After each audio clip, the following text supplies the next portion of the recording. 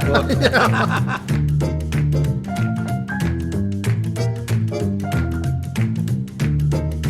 Welcome to another episode of the Supper Club.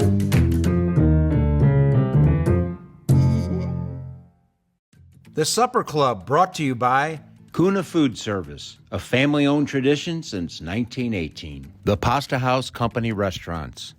Lordo's Diamonds, your family jeweler for life. Oliva on the Hill. Barquette Realty, nationwide real estate investor. Schicker Auto Group. Mention Supper Club for special sales and service discounts at shopschicker.com. And Fresta Limoncello. Keep sipping, my friends. Welcome to another episode of the Supper Club. I'm Joe Fresta, brought to you by Kuna Food Service. I'm here with my very good friend, favorite hockey player of all time, Garry Unger. Gary. Joe, how are you? I'm Great good. to see you. It's good to see you back in St. Louis. Always great to get back to St. Louis, yeah. Yeah, the Hall of Fame.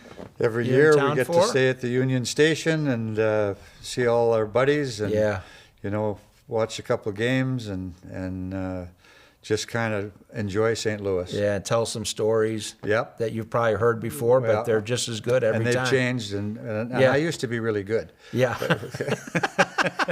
You leave a few of the details out Yeah, here right. and there, and, Yeah. or maybe add a few, you know, you never know. Exactly. Well, it's good to have you back. I know the Blues are happy to have you around, and the fans see you a little bit Yeah. and harken back to the days. But I want to go back to the early days in Alberta when you first started. Okay. And I'm just going to read. There's so much. I got a little cheat sheet here. If All you right. don't mind. Yeah. Alberta Junior Hockey League scoring title for the Calgary Buffaloes. Yeah. That was your hometown team, right? As That a was junior my- team, you were. Well, my dad was in the Army. Uh-huh. And I was born in Edmonton. Yeah. Played a little bit.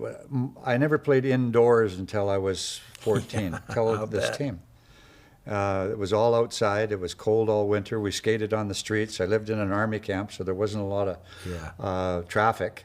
Sure. So that's what we did. Right. And I just had fun playing. I played Saturday mornings to start with, and my dad played a little bit did he? in the Army leagues. Wow. You know, he skated a little bit. He loved the game. Yeah. And he put a men's league team together. I was about 12, I guess. Boy. He put a men's league team, and these guys kept saying, "You got to have Garry come out and play. You got to have Garry come out." And Sure. play. So okay. So finally, one time there was a time when I could do that. So I went out, and I got like 12 goals, and they said, "Gary's not playing anymore." That's it for you. Yeah, I'm done. So you were 16, right? I For the was- Buffaloes? Yeah. Yeah. What back then they had it went. The little hockey was tiny mite. And, Sure. Mini mites. Yeah, and then bantam, Right. midget, and juvenile. Juvenile was Oh. kind of in the middle. It was a little different in before Canada. before you went to junior. We had mini mites, squirt, peewee, bantam, midget, junior. Yeah. So the juvenile was in between the just before you got to junior. So a lot of the Okay. junior guys were. Right. I think it was kind of the same age. So I'll tell you a little story about my trip on Yeah. moving up. But what they decided to do in Calgary was take all the kids at a certain age, at a peewee age or a tiny mite age, and make one team out of Right. an all-star team. Okay. Make it an A team, and they would play in the next division up. So the tiny mites would play in the bantam league. So everybody in the bantam league was 2 years older. Well, I was born December 7th, so I was already a year younger because the deadline was in January.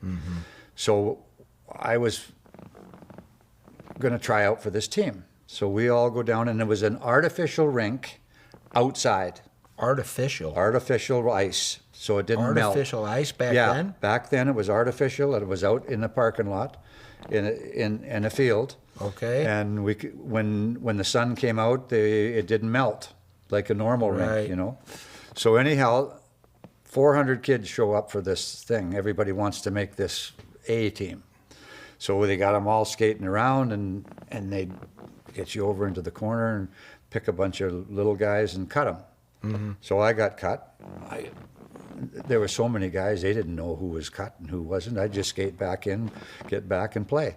So they did that like 4 or 5 times. Now we were down to like 30 guys, and I could skate with them. You know, Yeah. They were all big.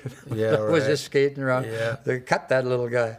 So finally we got to the end, and it was 30 guys, and we had to go to the board and see who made the team, and some of my buddies did, and I didn't. I didn't make the team. So my dad came out after, and he said, well, what do you think? And I said, wow, South Calgary rink is right over there, the community center. I said, that's where I played last year. I'll play there. You know, I can play hockey. I said, I don't have to be on that team. I would like to be, but I'm not. But it was kind of a defining moment, because I could have said, oh, if I don't make this, I'm quitting. And never played hockey. And never Maybe play hockey Never played again. So I played on the South Calgary team, just the local team, and we just played within Calgary, all the different areas. And November, my dad came to me after school, and he said, hey, you know that team you got cut 5 times from? He said, they got a bunch of injuries, and they want you to play for them on the weekend. Oh, boy. I said, yeah, that's some extra games. I can go play for them. So I went and played, and I got a hat trick in both games. And where do you think I was playing Monday? Yeah, On same the team place. I got cut 5 times from. Oh, yeah. So anyhow, that was a little bit of my start of hockey. Yeah, with the Buffaloes. And then you were signed undrafted by the Toronto Maple Leafs.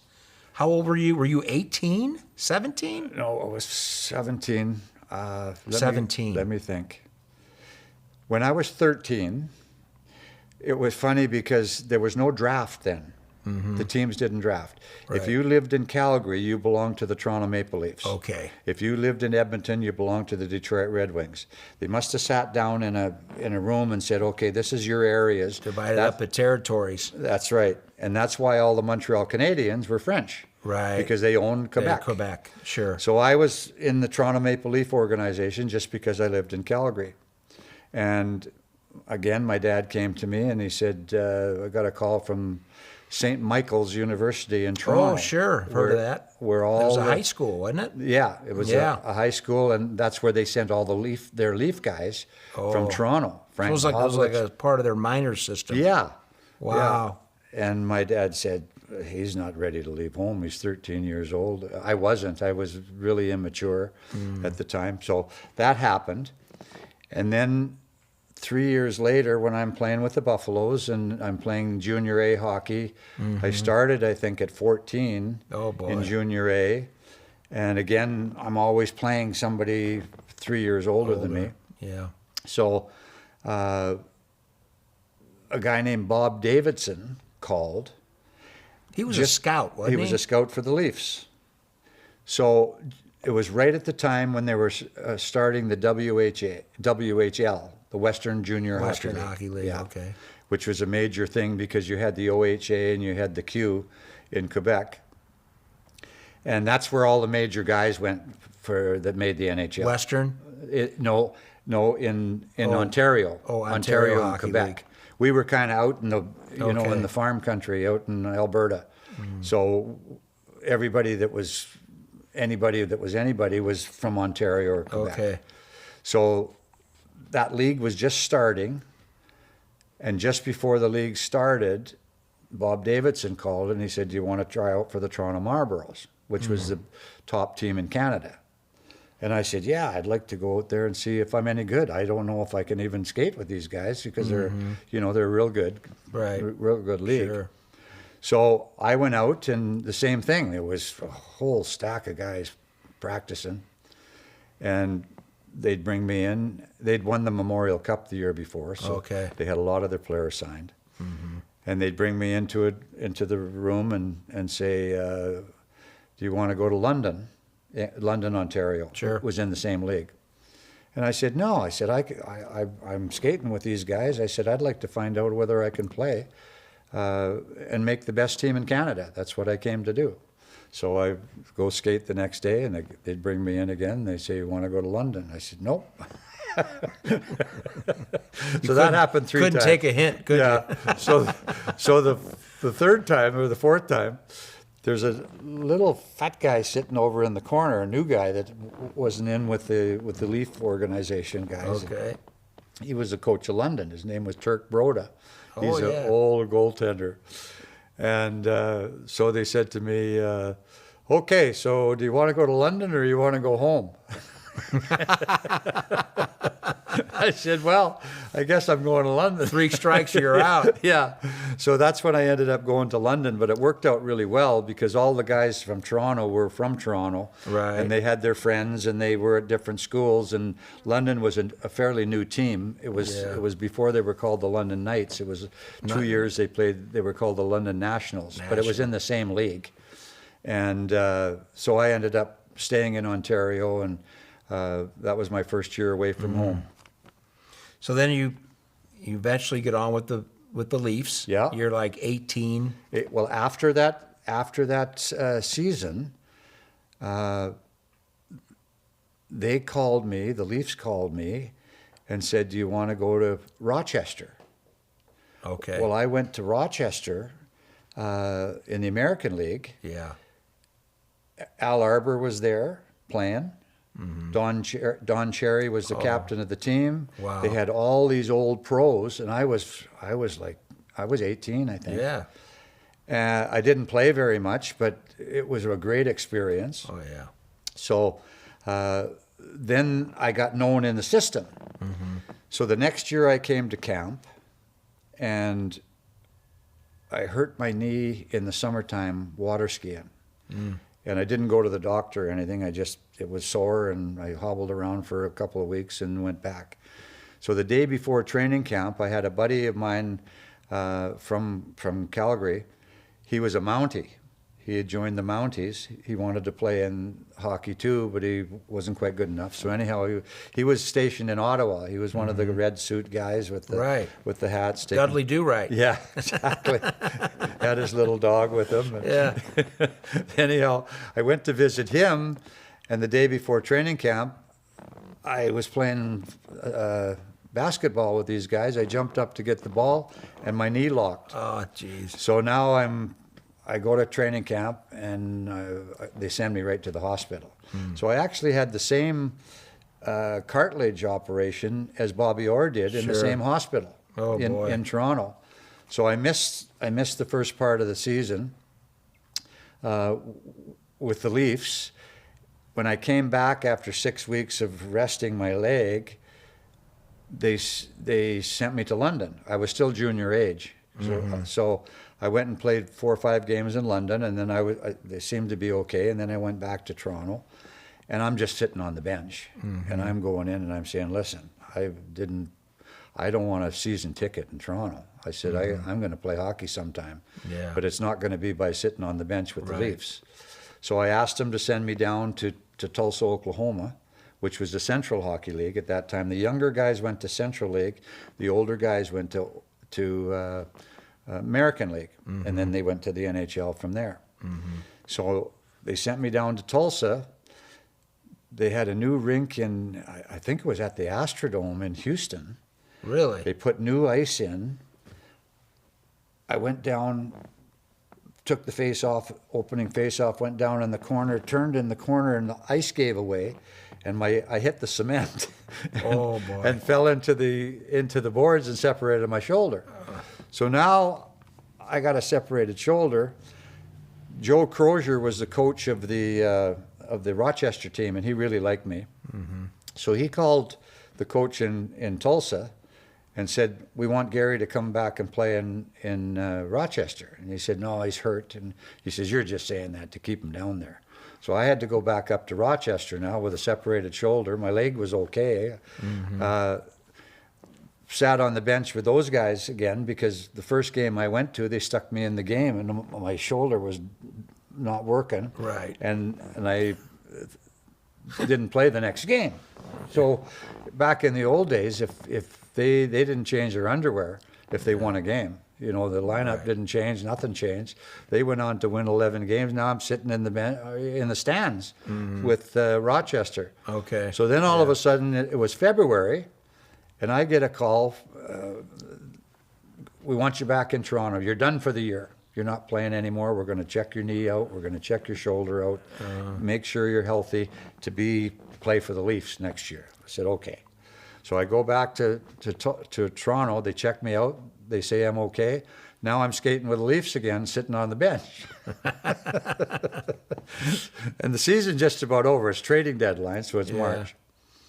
So I was staying in a hotel and right behind Maple Leaf Gardens, and come to the practice, and there's cameras everywhere, and what's going on? We practiced. I'm coming off the ice, and they said, what do you think about the trade? I said, who got traded? He said, you did. Okay.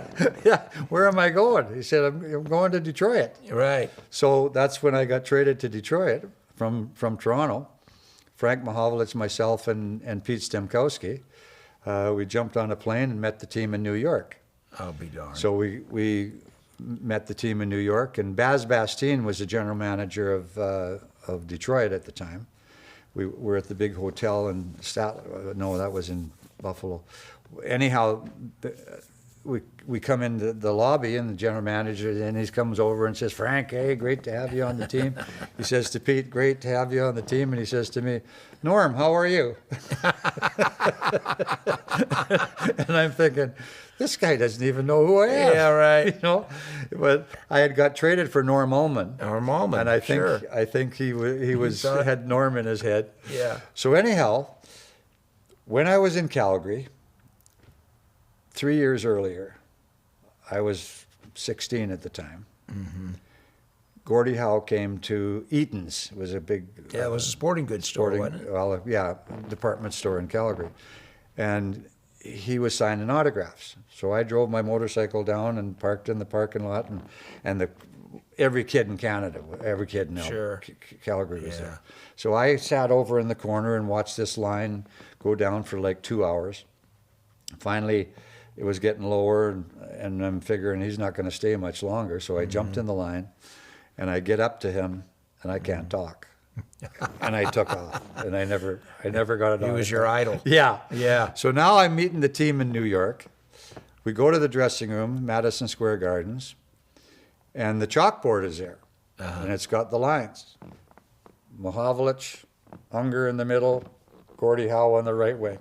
So now I'm playing with Gordie Howe. Unbelievable. The guy I was afraid to talk to. Unbelievable. Yeah, so that was really the start of my career.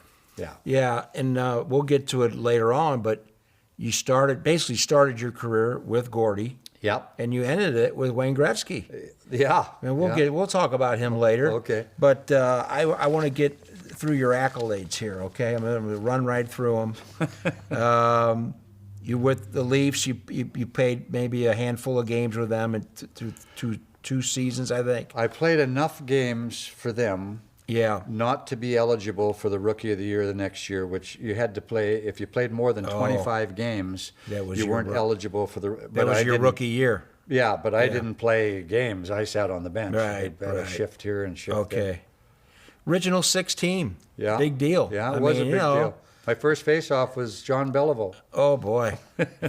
Oh boy! Well, it was like I won a. What was it like? I mean, it had to be. Were you just in awe of these guys, or did you just sort of? It was like I won a contest. Did you get a? It was. They let me go in the dressing room. Yeah. I got to sit with these guys, and I'm thinking, I shouldn't be here. You know? Yeah. I mean, I should be here. I'm having fun, but I won the lottery. Yeah. You thought you were at a Legends camp. Boy, they were going to pay you to be there. Yeah, exactly. Which is pretty good. Yeah. So, 16 NHL seasons, a little over 1,100 games played, right? Mm-hmm. 914 consecutively, the Iron Man streak. And I got benched. Yeah, we'll get to that. Terrible. 413 goals, 391 assists for 804 points, but with 1,075 penalty minutes. 8 30-plus goal seasons in a row. 7 NHL All-Star games, MVP in 74. You were inducted into the Alberta Hockey Hall of Fame, the London Knights Hall of Fame, the St. Louis Blues Hall of Fame, the Missouri Sports Hall of Fame, the St. Louis Sports Hall of Fame, and the St. Louis Amateur Hockey Hall of Fame. Am I leaving anything out? Yeah. Is there another one? The Alberta Sports Hall of Fame. Oh, They Alberta have- too.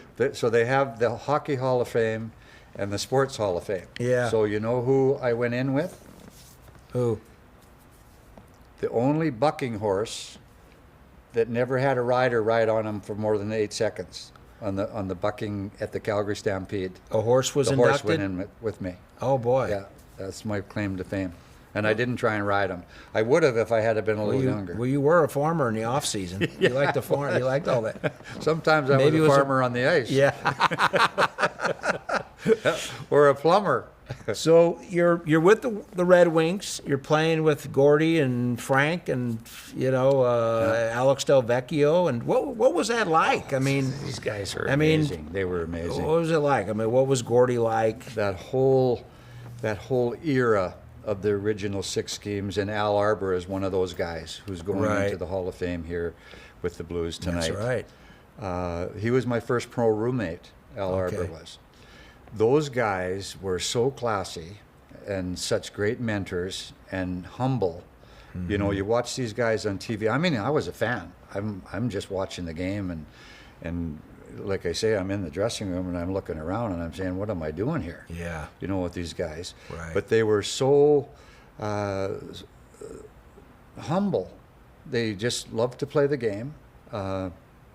Great with the fans. Always signed autographs. Sure. I mean, they taught me more stuff away from the game Yeah. than they did the game. How they itself. handle How they themselves. handle themselves. Like, we never had our own planes and all that stuff. so Handle we- the media, the fans. Right. We practiced, or we went on regular flights. So we sat at the back of the plane. So we had to deal with people coming and asking Gordie for his autograph and all that stuff. And they were just really classy people. There were so many of them too. It was, we had Bobby Baughan, we had Bill Gadsby, Who was the goalie? Terry Sawchuk. Sawchuk. Yeah. Wow. Yeah. They and Roger Crozier was another one of the Sure. goalies. You know, the whole group of them were back when there was original 6. I mean, even if you were a guy sitting on the bench, you were known in Canada like, Oh, yeah, like sure. anybody else. Hockey you know, night in so- Canada. Yeah, exactly. 6 teams. So that's the only game that we used to watch on TV and on Saturday night. So it was really to be able to play in that era with those guys was really amazing for me, and to call them friends, Yeah. travel with them and go to Gordie's house for dinner. And you know, Gordie was just a great guy. He was really good friends with Bill Gadsby, and Oh, Bill okay. was from Edmonton. So Gordie came to me. Whenever we wanted anything, we went to Gordie. He sat beside me, and Alex Del Vecchio was on that side. So Frank Mahovlich was over there. And again, I'm like, I won the lottery. Right. What am I doing? So whenever we wanted anything, we said, hey, Gordie, you know anybody that does this? Or, you know, we want to buy a boat. Okay, yeah, here's a guy that we know. So I said to Gordie, they're skiing around here? I was from Alberta. Banff was down the Not street. far. We skied, and we weren't supposed to. You weren't supposed to ski in hockey. Bill Longberg, I think. Was that in your contract Yeah, back then? couldn't ski. Would they do that? Yeah. Yeah. But nobody. Paid attention to it. So anyway, I said to go. He said, "Oh yeah." He said, "Boyne Highlands. There's a ski place up there." He says, "I've got all the skis." He says, "I do that." You know. He says, "You want to use my skis?" And so I was living with Jerry Hart at the time, so he gave me the skis and his car. He was working for Lincoln Mercury at the time, and we drove up and had a cabin. And skied. You know, we wore a face mask because we didn't want to get caught because we were just rookies. And so we're thinking we're real cool, eh? And we never got caught, and Yeah. took Gordie's stuff back and never broke it. You know, Yeah. we. So next day we come to practice, and Bill Gadsby calls us in the office. He says, "How was the skiing?" Oh boy. Oh boy. I says, "How do you know?" Yeah. He says, "Well, Gordie is my best friend." I said, "Well." So now Gordie's throwing you under the bus. Now Gordie throws me under the bus. But that's the kind of guy he was. Yeah, You know, right. he was just always joking around. I mean, Yeah. if you sat down with him, he came actually when I was playing in Tulsa. Around the league. I think it was his 80th birthday or something. Oh, okay. And he did a tour of the Central Hockey League to the different teams, and he skated in warm-up and then stayed and signed autographs, and he came to Tulsa, and I spent 2 days with him. And you know, everybody that meets him, they think they've known him all his Yeah, life. You yeah. know, he's just that kind of a That guy. kind of guy. And all these guys were like that. Frank was like that, Bobby Bond. I mentioned Bill Gadsby. There was another guy that coached me there, Doug Barkley. So I got to play with that whole era of guys. And Yeah. Stan Mikita's and Bobby Hull is in Chicago, and the big Ranger guys. You know, all that stuff. Yeah, with So- 6 teams, you guys all knew each yeah, other. You got to everybody know knew each other. Yeah. But who was the one guy with Detroit that maybe took you under their wing? Or was it kind of by committee? It was probably like we traveled together. It was probably Gordie, I Yeah. think. But there wasn't a lot of difference between all the other guys because it was just a family. You know, it was like when I came to St. Louis. Yeah. You know, it was a family. You had the Solomons, and everybody just kind of accepted you, and away you went, and you all became really good friends. So Sure. But Gordie was that guy, you know, that you watched him. Right. It wasn't what he was talking about. It wasn't what he was saying. It was how he acted, how he acted to the fans in the airports, and the people that are parking the cars, and the people that were going out for meals with, and all the different things. You know, he just was that kind of a guy. So Led by example. yes, Yeah, exactly. not much of a rah-rah guy, but No, it wasn't. It was kind of quiet in the dressing Yeah. room. The guys weren't, you know, and I was that kind of a guy. Kind of a You know, respectful I would show thing. them on the ice, you know, Yeah. that I wanted to play. And that was the thing for me, is that they were such gentlemen, but they were such warriors on the ice. Yeah. You know, you go on the ice and it's you're in a battle. You're in a right. war. Yeah. You know, and then once it's over, it's over. it's over. You know, and, Yeah. and away you go again. So I was very fortunate to be able to be with those Oh, gosh. type of people. Yeah, really neat. Really neat that you had that time. And then, of course, you started growing your hair out a little bit. Well, And, we had what they call in Canada a brush cut. That Yeah, was kind of the what an flat athlete. top. Yeah. Yeah. Whatever what you guys called it in the States. yeah, the Sergeant Carter. Well, it was just shaved Yeah. right off. Sure. So in the summertime, I used to work. My dad was in the Army, I mentioned, Yeah. and there was a cadet camp in Banff.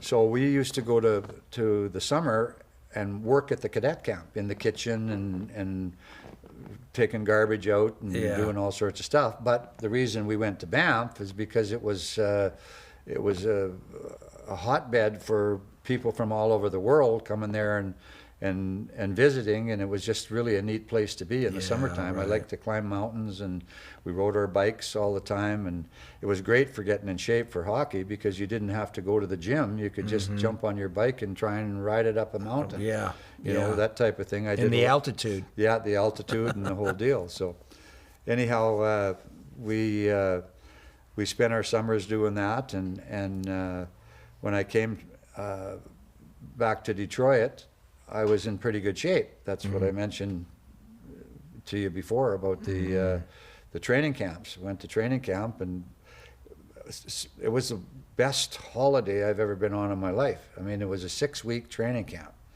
So I met the team. I only played a few games at the end of the season because I was traded at the Right. deadline. So I played like 15 games at the end of the season. And when I came to camp the next year in Port Huron, I had number 7 hanging in my stall. Right. And back then, numbers were really important. You know, Right. Gordie was 9. Right. Bobby Hull was 9. Were you 9 with the Nationals? I was with the London Nationals. You were 9 Number because 9. Gordie was your idol. Yeah, exactly. Okay.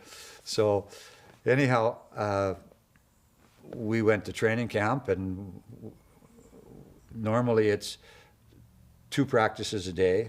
Practice in the morning and then scrimmage in the afternoon. And I'm Right. sitting in the lobby. The guys are coming in, and everybody's carrying golf clubs.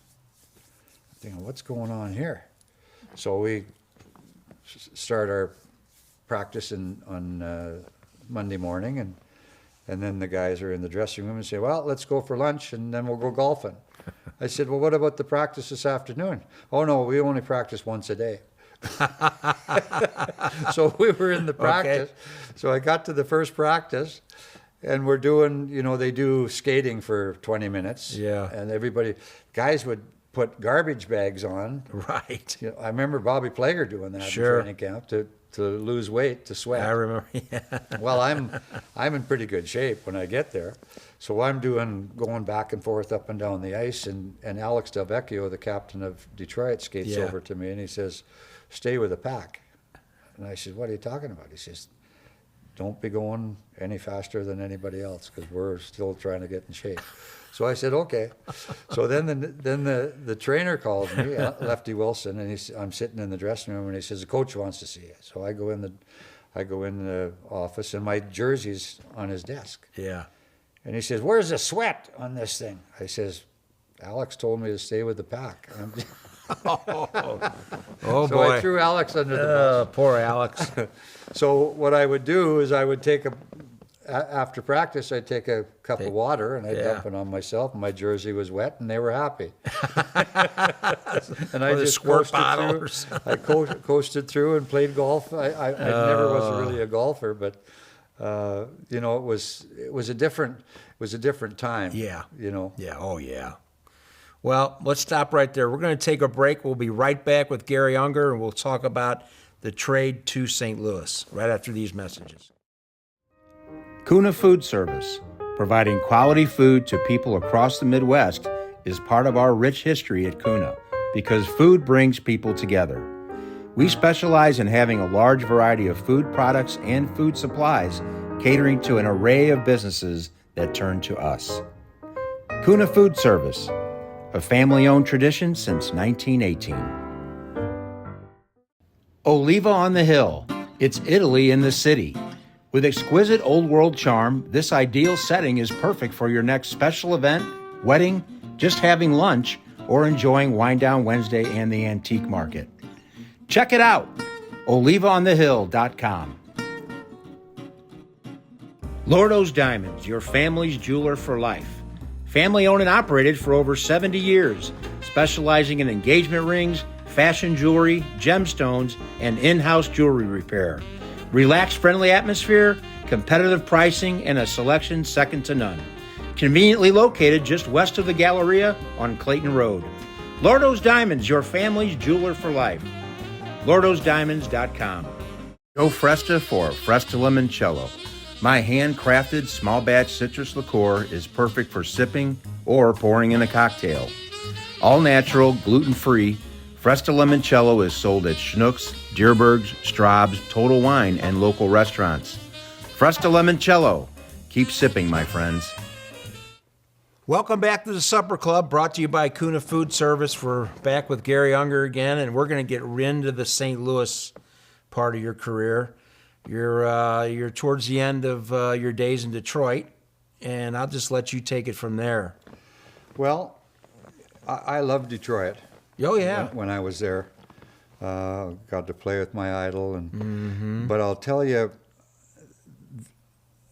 the hockey stories away from the game have affected me far more than the game itself. Like I was very fortunate to play, and I loved to play, but you don't remember a lot of the games. You don't? I'm not sure if I scored a goal or not. But I was never like that either. I could never remember. Like, there were some guys I play with, and they could remember every play, Yeah, I how can. they scored, Yeah, who passed it exactly. to who. Yeah. I could never. But anyway, go ahead. But anyhow, I'm in Detroit, and Lefty Wilson comes to me and he says, "There's a guy who wants to meet you." I said, "Okay." Wants to take you for lunch. So I go out and I meet with this guy. His name is Bill Coley. He's the CEO of Dodge cars. I'm a car guy. I had bought a Corvette with my signing bonus when I signed with Toronto. I know the feeling. I'm a car guy, too. Yeah. So Gordie worked for Lincoln Mercury. Oh, okay. Alex, I think, worked for Pontiac. So we were in Motor City. Sure. So this guy takes me for lunch and he says, "We'd like to hire you." And I said, "What are you talking about?" He says, "I got a job." He says, "No, we'd like you to do the Detroit Auto Show and sign autographs for Dodge." I said, "Well, what do I have to do?" He said, "Well, the first thing you have to do is get rid of that Chevy, my Corvette." So my buddy that was a Mountie, Wayne Piper, his name was, out of Calgary. Yeah. We talked about playing in the NHL and getting a Corvette and all that stuff, and he wasn't able to buy a Corvette on a Mountie salary. Right. So I sold my Corvette to him. Ah. And Bill Coley said to me, "Meet me in 2 weeks, get somebody to drive you. We're going to give you a car to drive for now, and then we'll tell you what we want to do." So, okay. So there's a big building in Detroit, the Chrysler Building. Right. The top of the building there is the executive restaurant and, all the big wigs. And Executive dining room. yeah. The yeah. white gloves and Cool. everything. Yeah. So again, I'm won the lottery. Yeah. I get to see these guys.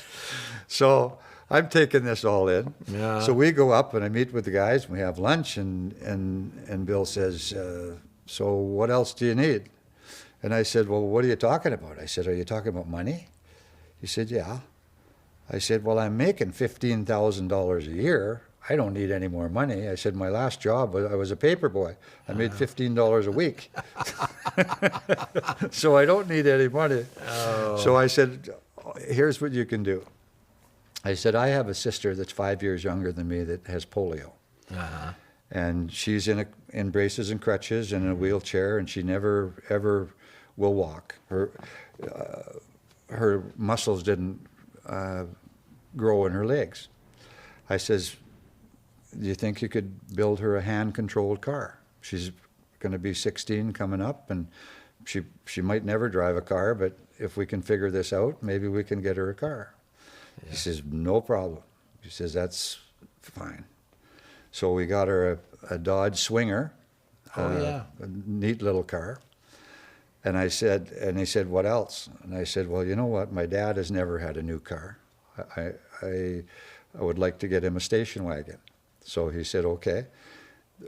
We got one of those Chevy Chase station wagons from vacation with the wood grain on the side. The Woodies. The Woody But wagons. in Calgary, nobody had air conditioning, nobody had power windows and everything. So they delivered these two cars to Calgary. And they said, what do you want to drive? And I said, "Get me the fastest thing you got." And he said, "Well, we got a Challenger with a 426 Hemi. In it." He says, "Just tell me what color you want, and we'll put everything on it." Yeah. So I said, "Okay." So they built me an orange Challenger, 426 Hemi with a 4-speed Hurst shift, and was one of only 3 made, and it had a sunroof, and it was a rocket ship. Oh. Anyhow, it was something that probably a 22-year-old kid probably shouldn't have been driving. Mm-hmm. But anyhow, I wasn't a bad driver. So anyhow, I drove Dodges for all those guys. Mm-hmm. Every year. I'd drive it for like 6 months, and then they'd take it in and give me another one Okay. I'd get a Challenger with a 6-pack, 440 6-pack or whatever. I should have just put all those things in the barn. Muscle cars. Yeah, Oh yeah, they you were all should muscle have. cars. Oh, don't you wish you had those cars now? Yeah, and go to the Barrett Jackson auction right. with them. And have a heyday. Exactly. Yeah. But anyhow, that was really cool to be able to do that for my sister. She took the car. She drove by herself to Bible College in Northridge, California. Yeah. Took her little dog with her. Transferred down to Idaho and met her husband and got married, and she had 2 kids and had a great life. But Yeah. the opportunity for me to, just through hockey, to be able to do that was wonderful. It gave her some independence. Yeah, she was totally independent. Yeah. It was funny because we were talking one time, and she said, "You know what? I hate hockey." And I said, "What are you talking about?" She said, "Well, you know, when I was 16 and you bought that car for me, I got a flat tire one time in Calgary. It was like 30 below. And I got a flat tire, and I called Dad, and I said, 'Can you come and help me fix it?' And he said, 'Yeah, I'll come after the hockey game's over.'" Freezing in Calgary. Wait, yeah, that'll get you to hate hockey. I know why you don't hate Yeah. hockey. No, she said, "I'm just kidding," but that's what my dad did. Yeah. So anyhow, but that was an opportunity, and Yeah. also too, I don't know if you want to jump into the Ironman thing in between sure. that, but she gave me a lot of inspiration. Oh yeah. For the Ironman thing, because it really wasn't something that. It's something that every player that's playing any game, the worst part about playing sports is getting hurt. Right. And everybody's playing hurt. I mean, if you're playing NFL, if you're playing, I don't know about basketball, but with hockey, every guy is going on the plane with an ice pack on their shoulder or whatever. So it was one of those records that I said, I hope everybody that's playing the game would break it. Because then they wouldn't have to worry about their injuries and stuff like that. Right.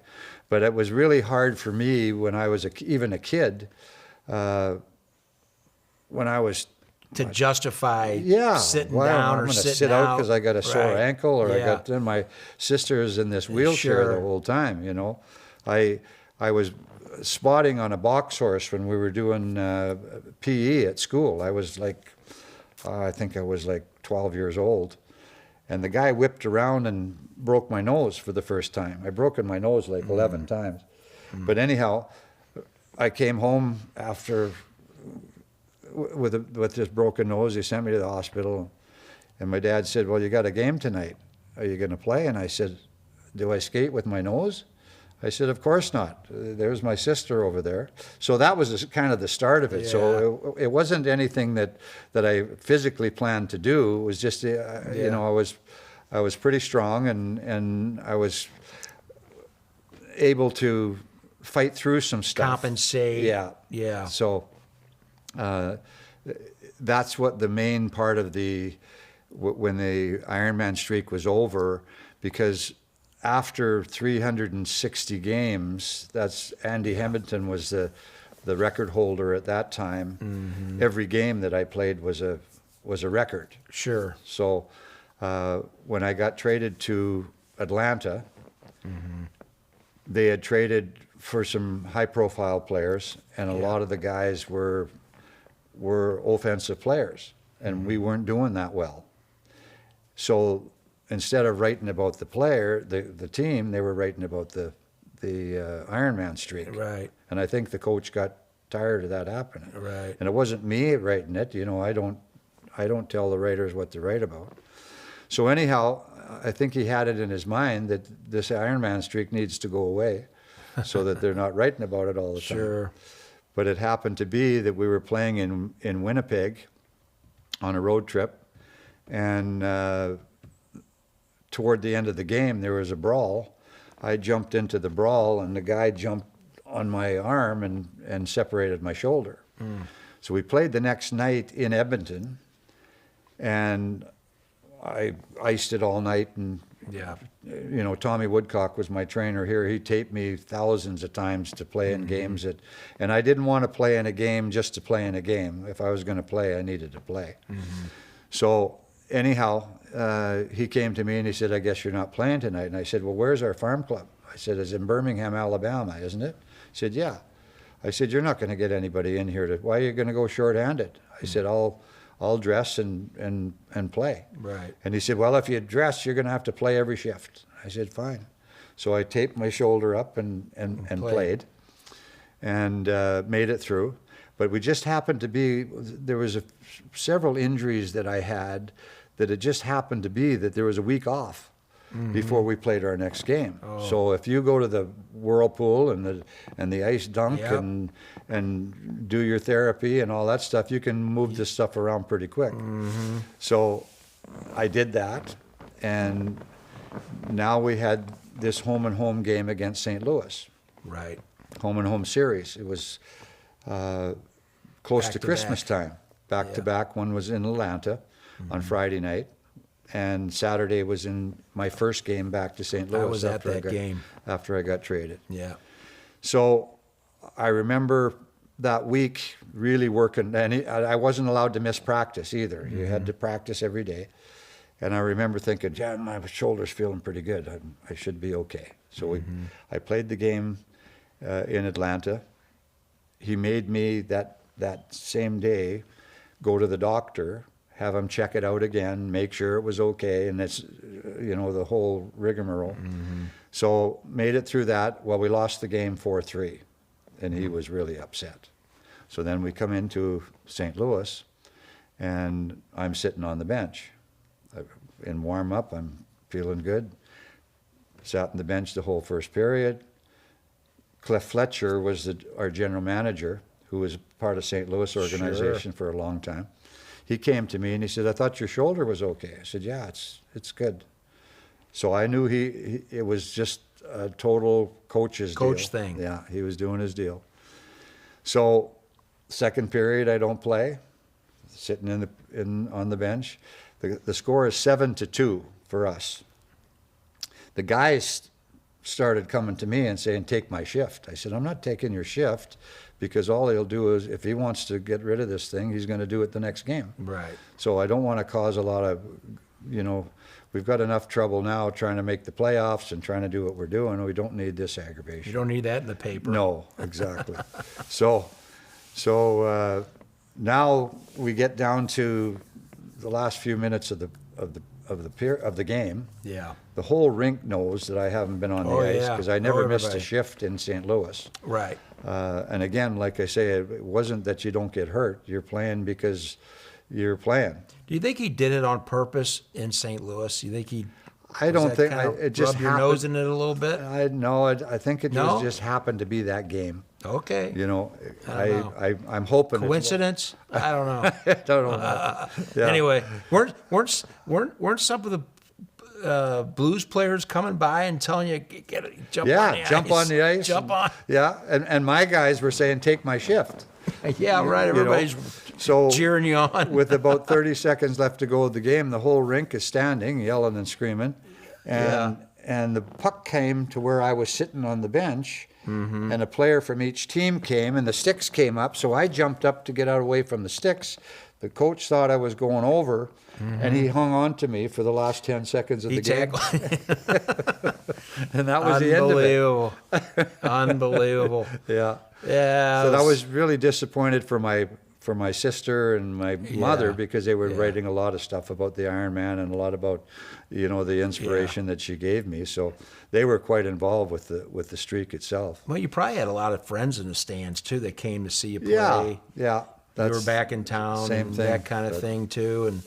But I remember I was there, and it was kind of sad. You know, it really was. Well, it was unnecessary. Yeah. You know, it wasn't something. It was unfortunate. But anyhow, I couldn't sleep really well. The team was going back to Atlanta. We had a break for Christmas time. Bev had stayed here because she was pregnant with our second daughter. Oh, okay.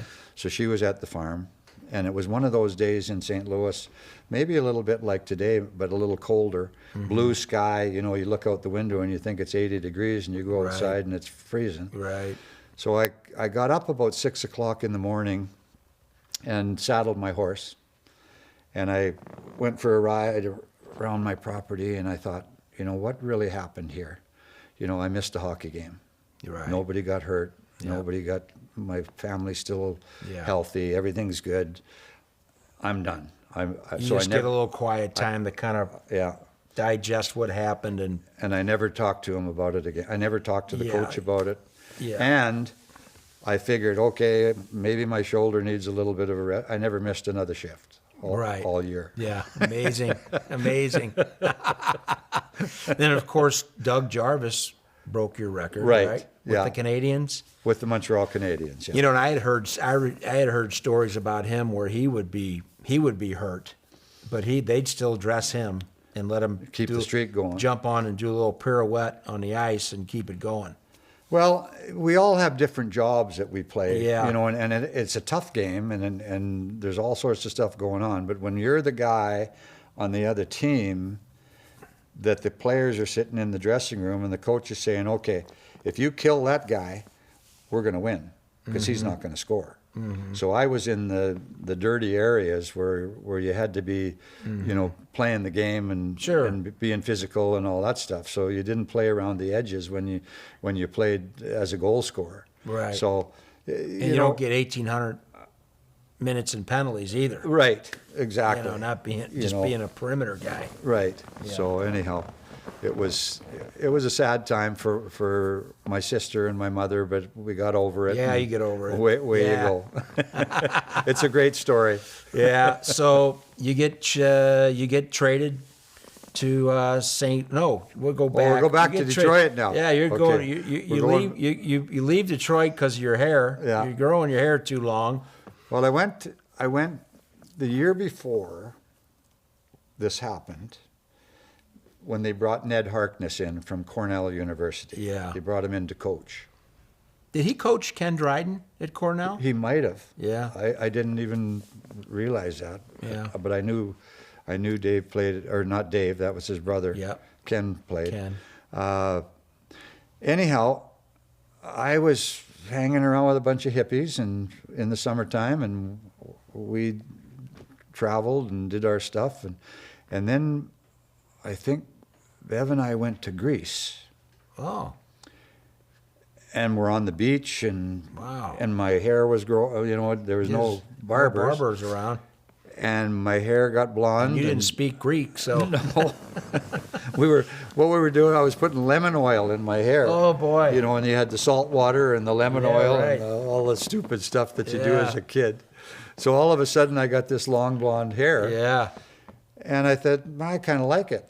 Yeah. That year, I had scored 42 goals. Phil Esposito had 43. I had 42. 42, as yeah. a young kid.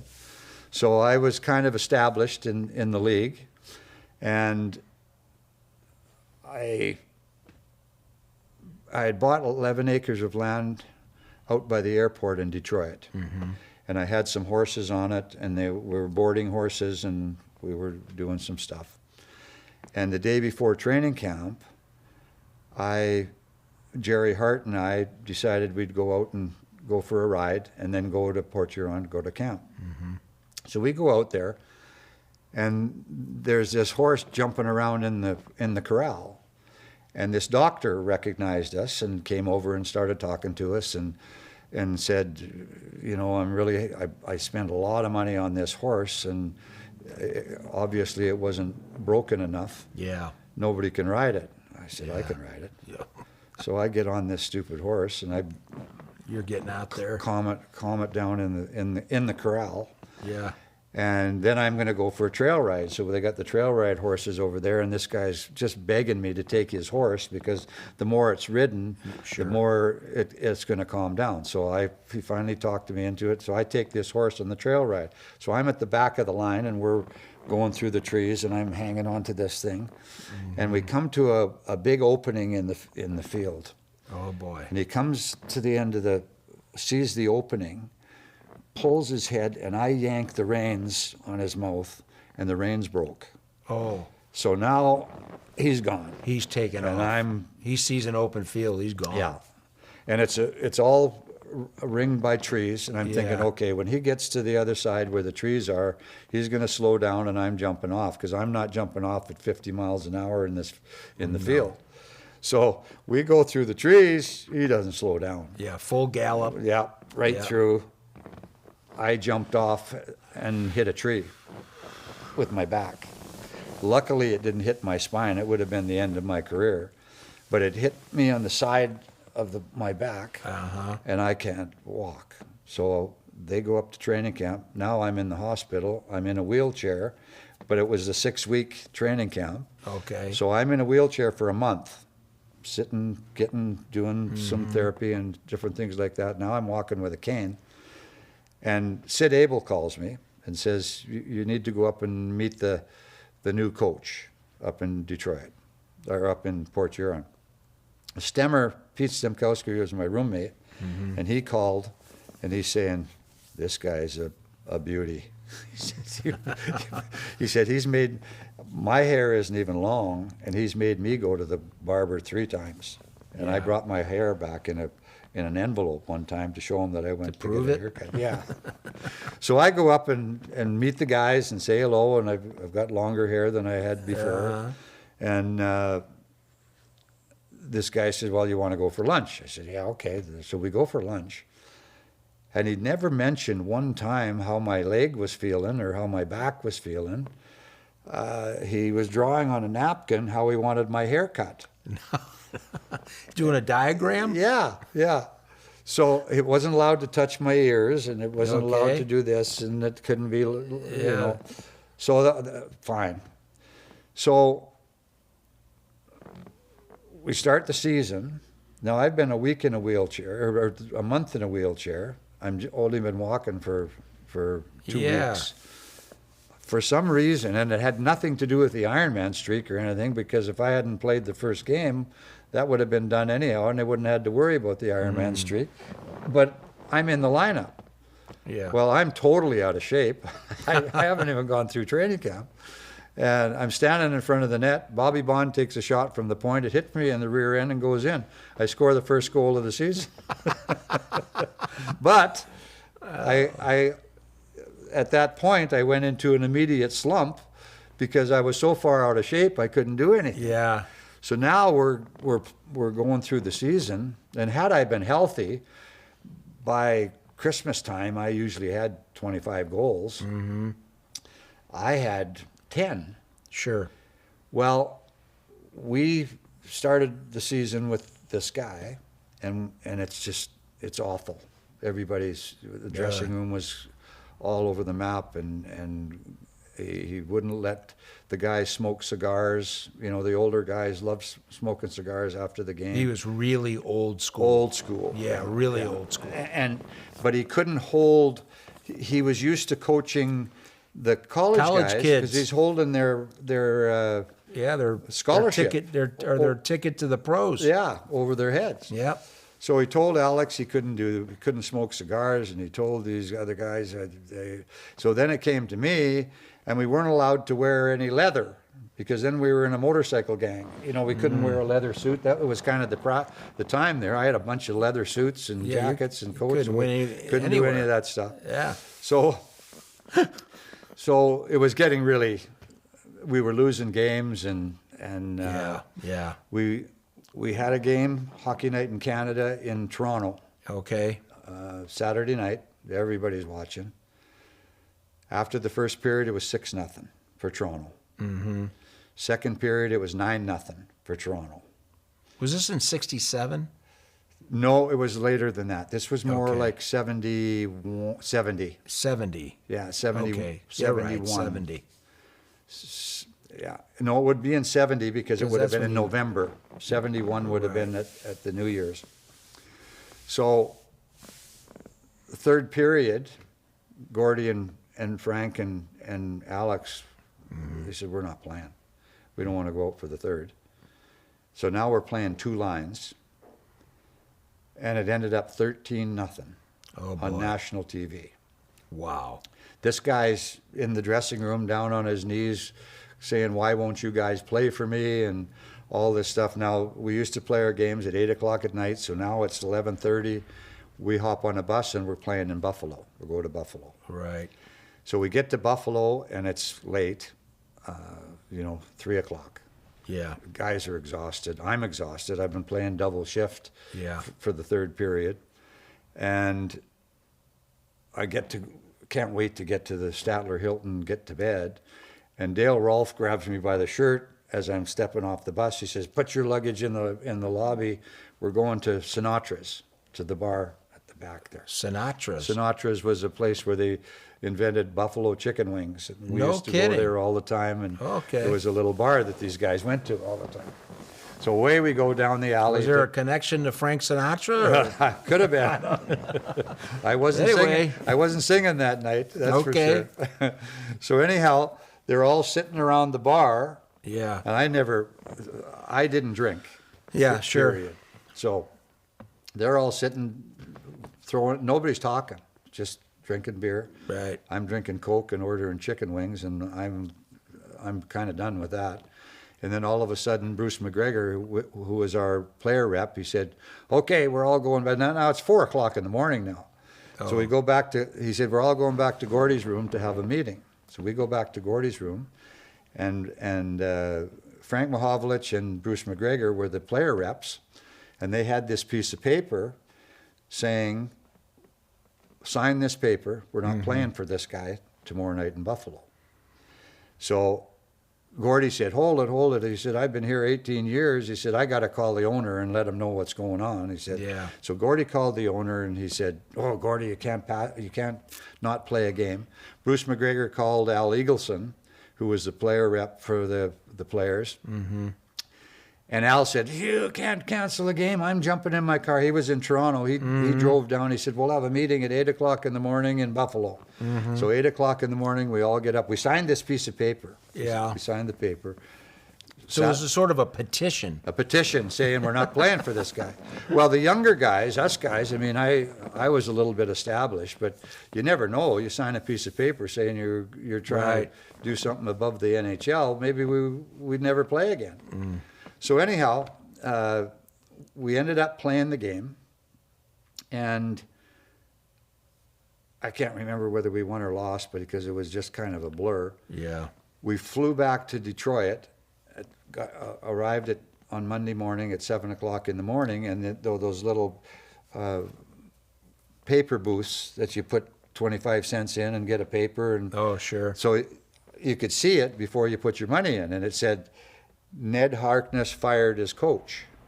So the talk that Gordie had with Bruce Norris, the trainer, or the owner, obviously he did something about it. When you put your quarter in and pulled the thing down and saw the rest of the headlines, it says, Ned Harkness fired as coach, now general manager. Oh, boy. And I think, I don't know if it was anything against Gordie, but Gordie probably gave the list to Bruce Norris. Mm-hmm. So now this guy's got this list, and he says, well, these guys don't want to play for me, I'm trading them. So that's when he started trading guys. Yeah. Guys were going left and everywhere. Right. And me, because I was hurt on this horse and getting back into shape, I only had 10 goals. Right. So I could be traded just like anybody else. Yeah. I only had one year like that. So anyhow, it's going on, and every city we're going in, I'm getting traded here, I'm going to Boston, I'm going here. The rumors are going. Yeah, and they're flying around. And I'm thinking, I really like Detroit, I'd like to stay here, but it doesn't look like it's going to happen. And all my, he destroyed the team by getting rid of guys. I think that's when Frank Mahovlich went to Montreal. And right. Anyhow, come to practice, this was probably just kind of the end of January, coming into February. Mm-hmm. And Lefty comes to me again and he says, the idiot wants to see you. Nobody had any respect for this guy because he treated the people the same way. Yeah. So I'm thinking, oh, God, I wonder where I'm going. So I go into the dressing room. I go into his office, and he says, Alex Delvecchio is going to be retiring here before long. He says, as long as I'm here, you're going to be my next captain. I said, Okay. hopefully that'll take some pressure off me now. I'm back in shape and I can play a little bit. Mm-hmm. And 2 weeks later, he traded me after that meeting. And that's when I got traded to St. Louis. Right. Had I been healthy and had 30 goals, I wouldn't have been, he couldn't have traded me. Hair or no hair. Yeah. Right. So you think that was the reason? No, well, it was partly, I drove a think he- motorcycle and You think he was setting you up a little bit? You're gonna, just telling you, and then. I don't know what he was So- doing. But. So you're traded to St. Louis for a traded to guy St. named Red Louis. Berenson. And I'm thinking, Red's the key part of this team. Yeah, he was he's big, the captain, yeah. and he's running the team, and he's Yeah. a great player, and the Yeah. whole deal. I said that, it must be something going on in St. Louis that I Yeah, don't know about. right. And at that time, Scotty was the general manager, Al was the coach, and Red was the player. Right. Scotty went behind the bench. Al went back to being a player. Okay. And they traded Red for me. So that whole thing went on in one weekend with the Blues. I had heard, and I don't know how true it is or not, but when Red scored those 6 goals in one game, the Solomons gave him a car. And apparently, like I said, I don't know how true it is or not, but he took the car and sold it. And Well, you know where you kept who the he money. sold it to? No, who? Dan Kelly. Oh, really? I think so. Okay. But I didn't know. Anyway, he sold the car. And I think that rubbed the Solomons Maybe. the wrong way. Yeah. And that's why he was out. Okay. Yeah. Well, Don't know, but, you hear exactly. things. You never know what exactly is Right. going on. But it was huge for me because really I still wasn't a big name in the game. I'd had a pretty good year, like I say. There's Sure. a lot of one-year flashes. So anyhow, when I came to St. Louis, and I was I have to fight Barclay Plager and Bob Plager in the dressing room, and I wasn't their friend, Right. because they're buddy. Just because you knew on the team. Yeah, well, and they They're traded used to me playing for, against for you. their buddy. Yeah, right. The Wasn't your fault. They just took it out on you, I guess. Before that happened, there was two different games. I'm playing against Noel Picard, the Oh, yeah. friendly giant. Yeah. And I'm in front of the net. I'm with Detroit, and he's cross-checking me, and he's whacking me, and I've got bruises all over me, and I'm thinking to myself, I'm going to have to play against this guy for 20 years. I'm going to play a long time. I said, this can't happen. So as the game went on, the situation where it happened, and he's whacking me, so I stepped aside, put my gloves down and my stick, and I said, okay, let's go. I'm going to fight this guy. Yeah, right. I don't know what's going to happen. Yeah. And he came through with a punch that stopped right there. It didn't Okay. hit me. The referees jumped in.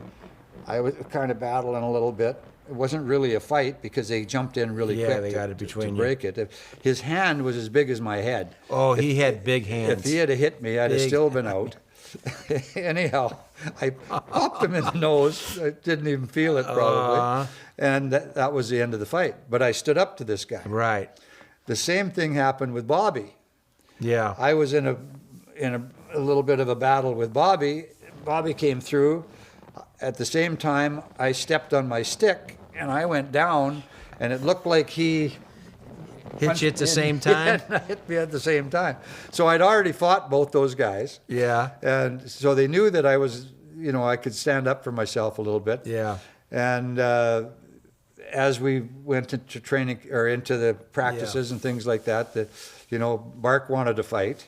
We were In training camp? No, it wasn't training camp because I got traded in the middle of the Oh, in the year. middle of the season. Okay, so all right.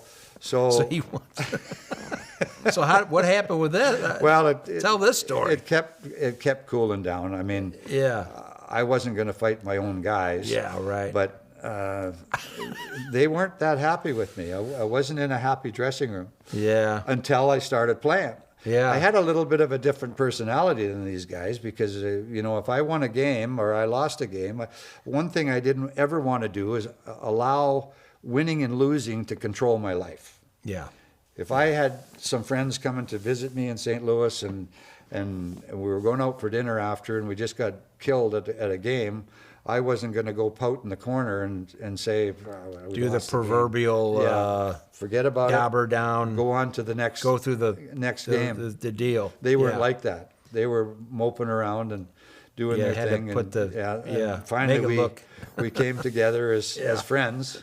Yeah. After I jumped into a couple fights when they were fighting, and all of a sudden it was over. Yeah. But after the game, you were gone. yeah. I'll tell you a funny story that Larry Patey told me one time. And he said that every day you guys had to practice at 10 o'clock at the arena, got to be on the ice, 10 o'clock, no exceptions. And you were living way out at the farm. Yeah, I had it was 45 miles. Yeah, right. So anyway, Larry said some of us would get there, we had to get taped up or do whatever, and training table or what we're doing. We get there 2 hours before practice, and it'd be 9 o'clock, no ungie, 9:30, no ungie. It'd be quarter to 10, no ungie. 5 minutes to, here you come flying through the door. And he said, I'd be darned, he'd have his stuff on skates on the ice by 10 o'clock. Yeah. I would be out feeding the cows and feeding the horses and doing, and I'd look, I gotta go. He said 5 minutes. We were like, man, is he gonna make it? He said every time he'd be on that ice. He'd blow through the doors, have his equipment on, skates on the ice. Don't know how he did it. And then when practice was over, same thing. You were back out to the farm. Yeah, it was funny. Yeah, but Well, anyway. except for the one time. Yeah. I think Bobby and Pick cut my laces on my skates, really? and all of a sudden I couldn't put my skates on. So I got fined. You were late. I got fined. I was late. Yeah. Oh gosh. Exactly. Yeah. Yeah. Well, the game was over. It was over. Yeah. And you were like, and then I had I'm to gonna go on to the next game. Yeah. Get something to eat or whatever I want to do. Yeah. And But they became very good friends, and Yeah. it was a great team. Yeah. And the Solomons treated us, wonderfully. Patty's coming to the game. Oh, is she or really? To the, good. Yeah, the yeah. Hall of Fame thing tonight. So I'll see her tonight. I still talk to Sid the Fourth. Oh, really? Yeah. Yeah. He used to come out as a 14-year-old kid and ride motorcycles with me at the farm. Yeah. So that family was really special for me. Oh, yeah. And how about the farm? I mean, because Glenn Hall lived there first, did he not? I thought he got married there. Oh, he did? I know he. I think so. Did he live there? Yeah. He had it before you Before I got there. it. Yeah. Did you actually purchase it from the Solomons, or they just let you live there? No, what had happened was Carl Brewer got traded with us as well, and I was living with Carl in an apartment in town here. Oh, okay. And then we'd go out to the farm all the time, and Floyd Thompson and myself and some of the guys would go out and we'd ride horses and spend the time at the Do farm. farm things. I would rather do that than go to the bar. Sure. For myself. Anyhow, we did that for a while, and Mr. Solomon had all sorts of buildings out there. He had a chicken coop that he'd made into a 3-bedroom little house. They had the big house that they kept. Okay. And then the chicken coop was another house, and then they had a trailer built down by the lake where he could fish. Okay. He had his little 4-wheel drive thing that was floated and drove on the ground and then went into the water right and he'd go yeah. fishing. So we would, whenever we had free time, we were welcome to go out there and anytime. hang out. It was kind of open. So I got to be pretty good friends with Sid the Third and old Mr. Solomon, and they would come out and we'd have lunch every so often, or take us out there for lunch. And then at the end of the season, I'm living in this apartment and I'm signing a contract, and I said to Mr. Solomon, I said, is anybody living in those houses out there? And he said, well, not really. He said, Glenn lived out there for a while, and, that's our house is the big house. But he said, if you wanted to live out there, you'd be welcome to do it. But I can't just give it to you. Mm-hmm. I've got to give it to all the single guys. We were all single at the time. Sure. He said, I can't make you a special guy and just give you a house. So he said, if you want to go to the guys and say, we're allowed to live at the farm, we'll do it. So Mike Murphy came out and Phil Roberto, and we had a whole group of guys that were living at the farm. Well, we were happy to go for lunch, go back to the farm, do our thing. And as time went on, these guys got tired of the drive, the commute back and forth. So it ended up to be just Floyd and I. Yeah, because those guys wanted to have a drink with their chicken wings. Yeah, right. Yeah, exactly. Yeah. So we would do our deal, and and then Floyd and I ended up living. You got out it there. by default. Yeah, right. So did you live in the big house? No. The chicken coop. Little coop. chicken coop. You got the chicken coop. Little chicken coop. Oh, okay. And we could ride and do our own thing. Yeah, sure. Yeah. So I bought a couple horses and stuck them out there, and one day, once every couple of weeks at least, Mr. Solomon would come out for lunch, and we'd go over to the Tri-County truck stop and have lunch and have a good chat, and he'd go back. So one day, and he drove a Rolls Royce. Oh. I drove a pickup truck, and Floyd was the same way.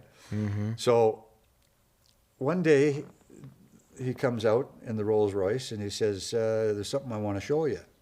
So we jump in his car and we drive about 3 miles away over close to Washington, and he says, this farm's for sale. He said, you need to buy it.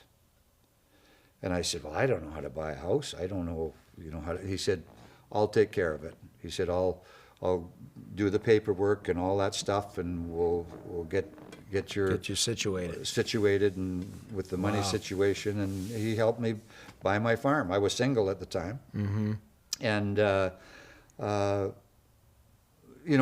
that's the way that family was. Right. They were just. You hear stories like that all the time. All the time. The trips to Florida after the season was over. All that stuff. So it was really took care of you guys. A wonderful time here in St. Louis for us.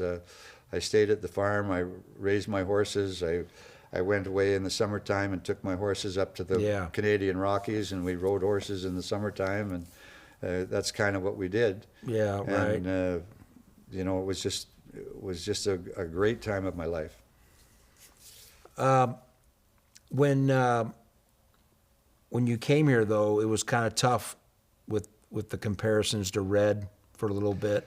Well, whenever you get traded for a guy, you're all got to make this trade look like it was worth it. If I come in and I've got 3 goals in 20 games, and Red Berenson's scoring 6 goals a game against Philly, sure, I'm not going to be accepted. That was big news. Yeah, that's big news, and that's a big deal. So, and I didn't. The one thing that I didn't do is I didn't worry about that stuff. I just played. I did my thing. I knew I could play. I played hard, and when I didn't play, I enjoyed life. I didn't want to give up living. Right. I didn't want to give up riding motorcycles, and I didn't want to give up horses, and I didn't want to give up skiing and climbing mountains. And there were ways for you to get away from the game. Right. And the farm was perfect. That was perfect for that. Yeah. I think Hockey Night in Canada did a expose on you. They did a nice one at the farm. It really just neat. Happened to be when it was cold. Who was that announcer? Famous announcer in Canada. Danny Gallivan. Yeah, he did it. He narrated the whole thing. And the lake was frozen. Yeah. Mr. Solomon was fishing, so we were skating on the lake. Skate. It was pretty cool. Yeah, a lot of fun. And then, who would you say you had different winger? Who was maybe 1 or 2 guys that you really clicked with on the ice? The one line that I played on was with Mike Murphy. Okay. Came from New York, and Jack Egers.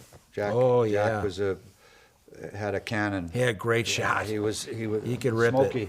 his name was. Oh, His nickname was. Because he could fire the puck. I mean, when he fired the puck, you got out of the way. oh, really? But anyhow, we clicked pretty good. Yeah. Claude LaRose was a great winger for me. Yeah. I loved playing with Claude. I played with Phil Roberto. You know, one thing that really is a special thing for a hockey player is to have a guy like Brett Hull playing with Adam Oates. Oh, yeah. Well, sure. Or Gretzky playing with Yeri Curry. That special chemistry. That special chemistry with a guy. Sixth sense almost. And the more you play with a guy, the more you understand him, and the more they know where you're going to go in certain situations. And that was a real help with me, or any player that did that.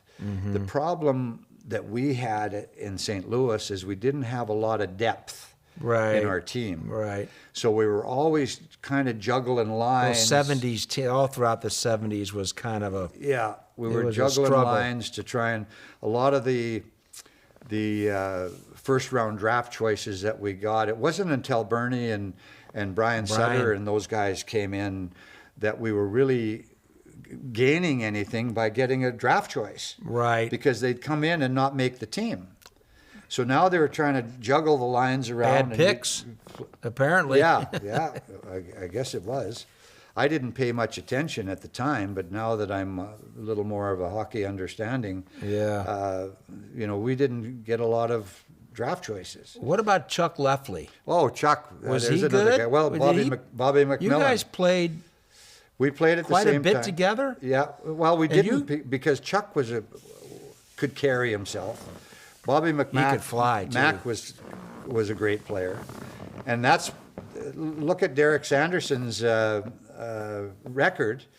He had his best season With the Blues. With the Blues. Yeah, he did. Yeah. And Derek Sanderson and I played against each other all the way through junior. In junior. In fact, we had a huge brawl. I'm going to tell you about a phone call I had with Derek Sanderson. Great guy. Wrote a book. Yeah. You know, he's been through a lot himself, some challenges, but great guy. He told me a story of you guys in junior. Yeah. I And played you for had London when I was in and London. you had a fight. You guys fought. Yeah. And he said he beat the living snot out of me. So fast forward, he's playing with Boston. It's his first time in St. Louis with the Bruins. And he goes, I got up in front of the whole locker room. And I said to everybody, I said, look, don't let the blonde hair fool you. Whatever you guys do, don't mess with Unger. Just don't do it. Don't. He told me that story. That is funny. But anyway, yeah, and you guys ended up playing together, and he was Yeah, he was a great guy. He was quite the flamboyant guy. Oh, he was a hoot. You guys would go to Chris's on Lindbergh together, wouldn't you? Oh yeah. Yeah. Well, here's And you'd end up getting 2 prime ribs. Here's Derek. No, I never even had to order. Oh. Derek was a hoot. I mean, this Oh, guy, yeah. he's a legend. Yeah, he is. Well, he and Joe Namath had restaurants named after him Yeah, in they New had York the and Bachelor's Boston. 3. Bachelor's 3. That was there Yeah. was a baseball player there. Yeah, there was right. a baseball player and a football player, Joe Namath and And Derek. Derek. But anyhow, Turk. we would go for whatever you were talking about. Derek was an expert. Okay. You know, he knew everything. You know, if Yeah. you're talking about Hitler, he would know the had a Third little- Reich. He would know what's going on. Yeah. You talk about camping. He's a camper. He did this and did this and did it. So what do we talk about? We're talking about motorcycles and we're talking about horses when he came to here. Uh-huh. So my farm was kind of open to everybody. I had about 10 bikes, and Yeah. they could ride a bike anytime they wanted. They could get on a horse Jump and on do a their horse. thing. And so we had this plan this time, and Derek's going through all these stories. He'd been with us this when he first got there, and he's telling us about how he did a movie, a Western movie in Hollywood, and he had to ride the horses and do all this stuff. Oh, God. So anyhow, we have this few days off, and I said, okay, let's all go out to the farm after practice, and we'll ride some horses and Yeah. we'll throw some steaks on and we'll have a barbecue and do that stuff. Okay. So we go out there, and the guys come out, and a lot of these guys had been around a little bit. And I said, okay, Derek, grab one of the motorcycles. The horses are out in the field. I said, we're going to run them in. Nah, I think I'll stay here and have a beer. He didn't know how to start the motorcycle. So he told me he was a motorcycle. So okay. So now that we run the horses back in, we all grab a bike, run the horses back into the corral. And I went in the tack room and I grabbed some bridles. I said, okay, here, you take this one, that goes to that horse, and that goes to that horse. I said, Derek, take this bridle and put it on that horse. And he's looking at it like, I don't know how to do it. I thought you were a horse I think I'll expert. go up and have a beer. Thought you were an equestrian. Yeah, so that's kind of the thing. That's that hilarious. would happen. So anyhow, when we'd go out for dinner, I didn't drink. I've never had a beer, ever. Yeah, but So- what we know, Derek liked to have a couple so he likes cocktails. to, and there's nothing wrong with that. If the No, guys not at want all. to do that, they enjoy that and whatever. So we'd go out for dinner, and Turk would order a couple of beers, Yeah, and we'd order a salad or whatever, and a Coke, and the other guys would have a beer, and then he'd call the waiter over and he'd say, I want this special bottle of wine, just probably the most expensive. did he have some of that WHA money still left? It wasn't much because Wasn't much left. he blew through that stuff. I'll Anyway. tell you that after. Remind me to tell you about the money. Okay, So then he'd order a prime rib, yeah, order a couple the more king beers. cut or the queen big, cut, whatever big it is. cut. He never Yeah. did anything small. Oh, no. It was all big. And then he'd order this bottle of wine. So now he's had 4 or 5 beers and and a bottle of wine. Everybody had a little wine, and he'd poke at his steak Yeah. or his prime rib Yeah. or whatever, and order 2 more beers. Yeah, And that was it. He was finished eating. yeah. So I'd take his prime rib. You gonna eat that? No. Yeah. Okay. And I know you never turned down a steak. Ever. No, Now no. now every time you went with Derek, you get 2 of them. Oh, it was unbelievable. So anyhow, we're on a road trip, Yeah, and we're coming back into St. Louis. Turk is living with by himself over at the apartment, and Bobby Mack is over there, and Oh, yeah. there's a few other guys. Yeah. And Turk says, come on with us. You can take my car. You can take my car and then bring it back to the game tomorrow. I said, okay. So we go back. I go to his apartment. He's got a single bed, a round bed in the middle of in the middle of the apartment. There's beer cans and stuff and clothes and golf clubs and stuff all over. yeah. He was Bachelor's 3, all right. Holy man!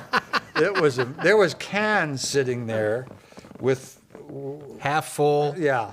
Beans. Smelled like a brewery in there, probably. So anyhow, I said, so where's your car? He said, oh, here's the keys. So I take the keys. I go out. It's a Rolls Royce. He'd Yeah, bought a I heard- Rolls Royce. I heard about He that. went into the thing with his jeans on, and the guy gave him a hard time, and he went to another salesman and said, I'll pay cash for that Rolls Royce. And it was a stretch Rolls Royce with a thing that came up at the back. I go out to this car. There's McDonald wrappers and beer cans and whole things filled with that. There's no license plate on it. The license plate's in the back window. The only thing that worked, it had a telephone in it. But the engine worked. Yeah, so I well, start this that's the thing good up. news. So I go back out to the farm, and again, I said, listen, I'm going to clean this thing up. So I spent the whole day. I detailed it, You put the detailed license it. What a plates guy. on. What a teammate. It had he had cigarette butts were piled. Burning the rug, leather seats. It was unbelievable. And then I took it back to him. But that's the kind of thing you would run in with. He would. Derek. Wouldn't he wear like full length mink coats and stuff? Wasn't he real flashy? Oh, yeah. The way he dressed and everything. I Well, mean, yeah, People he- thought you were flashy, but he took it. He was like he took wouldn't- it to a whole new level. He wouldn't.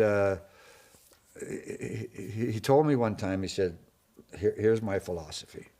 He says, "I'm going into a bar or a restaurant, and if the waiter recognizes me, I give him an unbelievable tip.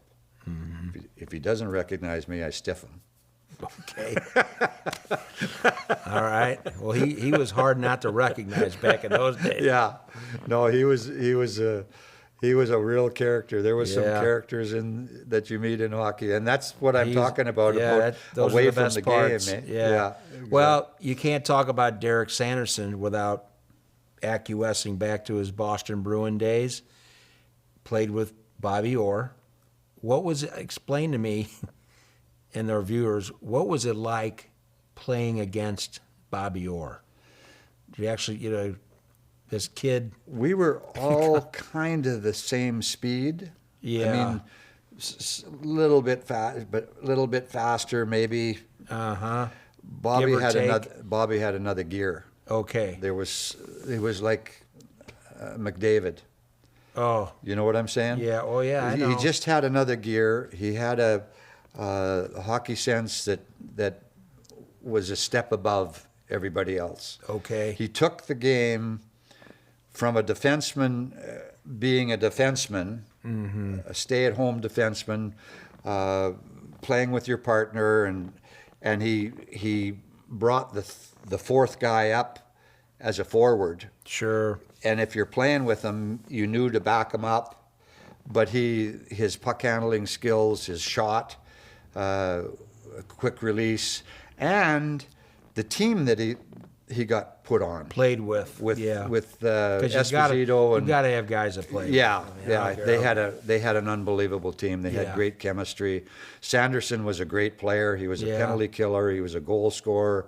He was a big goal scorer in junior, but was able to take that to the third line on the Boston Bruins and be Sure. the best third line player in the league and the best penalty killer and great face-off guy. And he was tough and Well, you talk about depth. yeah, that's the depth on your There team. you go.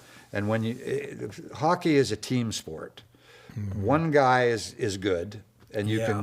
you can play and you can do your thing, but when you put a team together, it really elevates your game. And then when you put a player like Bobby Orr on that type of a team, it just opens up his whole game. But he had another speed. You just Yeah. would you guys just chase him around the ice, or Well, you quit chasing him. Yeah. What the plan was, let him wear himself out? dump it into Bobby's corner. Okay. So he would have to pass it. Or turn around and go back and get it. Yeah, go back and get it. Skate for it. Or if he was making a pass, he would have to pass it to the other D. Mm-hmm. If you dump it into his D partner's corner, into Donnie Orey's corner, Mm-hmm. or to Dallas Smith's corner, they would pass it to Orr, and he'd be gone. Right. Because you guys would all go where Yeah, the puck was. so you go where the At least forechecker would two go of to you. the puck with. Yeah. But he was just a special player. And Yeah. I was fortunate to play against Bobby, played with Gordie, played with Frank Mm-hmm. Mahovlich, played with Davey Keon, all these The golden era. golden era Yeah. of top in Bobby the league. Hull. Yeah, all those guys. Bobby Hull was another one. Stan Mikita, Rod Gilbert in New York. Yeah. I think one time Bobby Clark, another one. Bobby Clark told a story where it's almost like he went up to the referee and said, "Why don't you just give him his own puck? And we'll just we'll have ours, and we'll just let Exactly. Bobby have his own puck." Yeah. But now, speaking of Bobby Clark, we could go from there into the famous fight in Philly. Oh, that was You were part of that. a beauty. That was something. Yeah. We Al Arbor was coach now. Al's coach. We're playing in the Spectrum. the dressing room was up the stairs. When you came out of the dressing room, you were on the second floor, and you walked down the stairs, Oh, and really? your bench was right there. As opposed to down the stairs Yeah, of the old in Chicago Chicago, Stadium. yeah, where the rats were. Yeah. Yeah, exactly. So Philly was always a tough place to play in.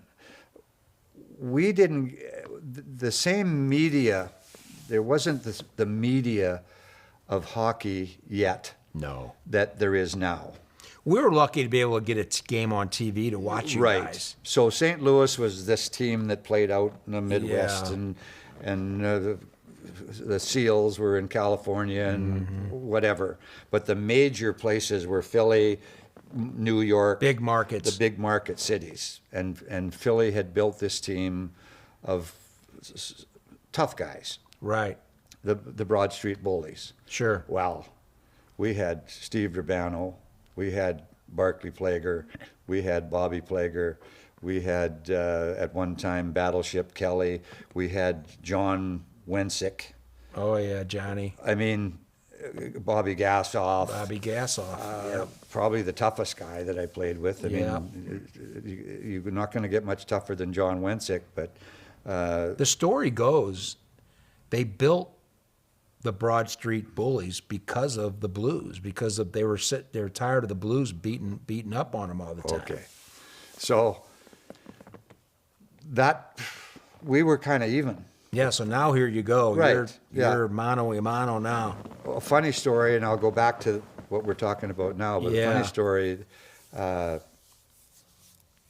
Big Bird, who was the Big Bird that played? They had Hammer Schultz, and they had, Oh, Van Imp? no, it was a winger, Selesky, Don Selesky. Don Selesky. He was a big guy. Okay. They had a bunch of big guys. Well, they were in The Watson brothers They were in this Broad Street Bully deal. phase. And they would back each other up, and everybody was tough, and nobody wanted to fight these guys. Right. He got traded to Colorado, and we went into the corner one time, and I gave him a shot, and he said, sorry. He didn't want to bring his Yeah. game of Broad Street Bullies when he didn't have all those guys around him, because a Right. lot of those guys, you play with some tough players, all of a sudden you become tougher than you're you a tough normally guy. are. Yeah. So, but anyhow, we're in this game, and Bobby Clark was a great player. I mean, he was one of the best. Yeah. But I never saw him fight. This was before I got to know him. The one thing that the All-Star game did with you is you got to play with all those really good players at the All-Star game and actually get to know And them. get to know 'em a little Sit bit. beside him in the dressing room. Talk. Bobby Clark's, I'm sitting beside Bobby in the dressing room, and I said, listen, I got a 16-year-old brother that you're his favorite player of all time. And Bobby reached down in his bag and gave me a game-worn captain jersey. No kidding. His jersey. Oh, Yeah. boy. You know, that's Still the kind got of it, guy I he was. hope. Yeah. So now it's a Yeah. different way. You go into Yeah. the corner with some of these guys. Yeah. But anyhow, this was before that all happened, and we were kind of rivals. Oh, yeah. And I'm hearing about the Broad Street Bullies, but I'm never seeing him fight. So we're taking a face-off. We're in the Spectrum. In their end, it's the score is 1-1. It's a tight game. And it was before they had the line set up to get your feet straight as a centerman. Oh, yeah, the He hash was always mark. cheating. He was cheating. He could turn. Yeah, turn on away. And the referee saying, get your stick straight. I said, I'm not straightening around until he does. I'm not going to do that. So he kept doing that. He goes back to the point. He talks to the linesman. He says, we got some problems going here. Finally, they come back and they said, let's get this period over. There was, 10 seconds left to go in the game. Okay.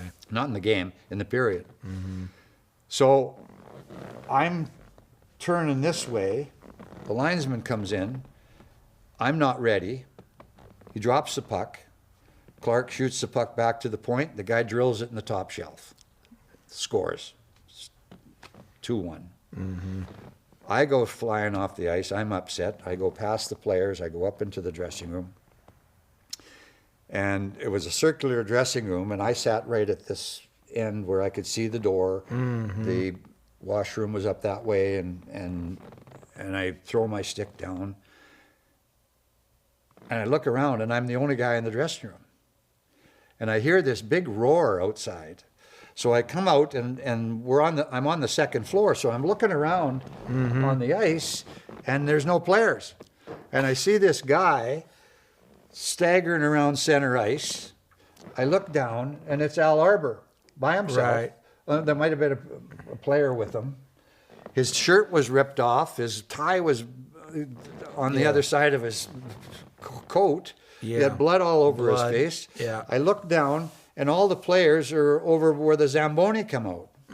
So what had happened was, when I went up into the dressing room, the players, Al went on the ice and followed the referees out where the Zamboni was. And when they got to the Zamboni, the cops came, and they had billy clubs. So they were whacking guys. They were going after it.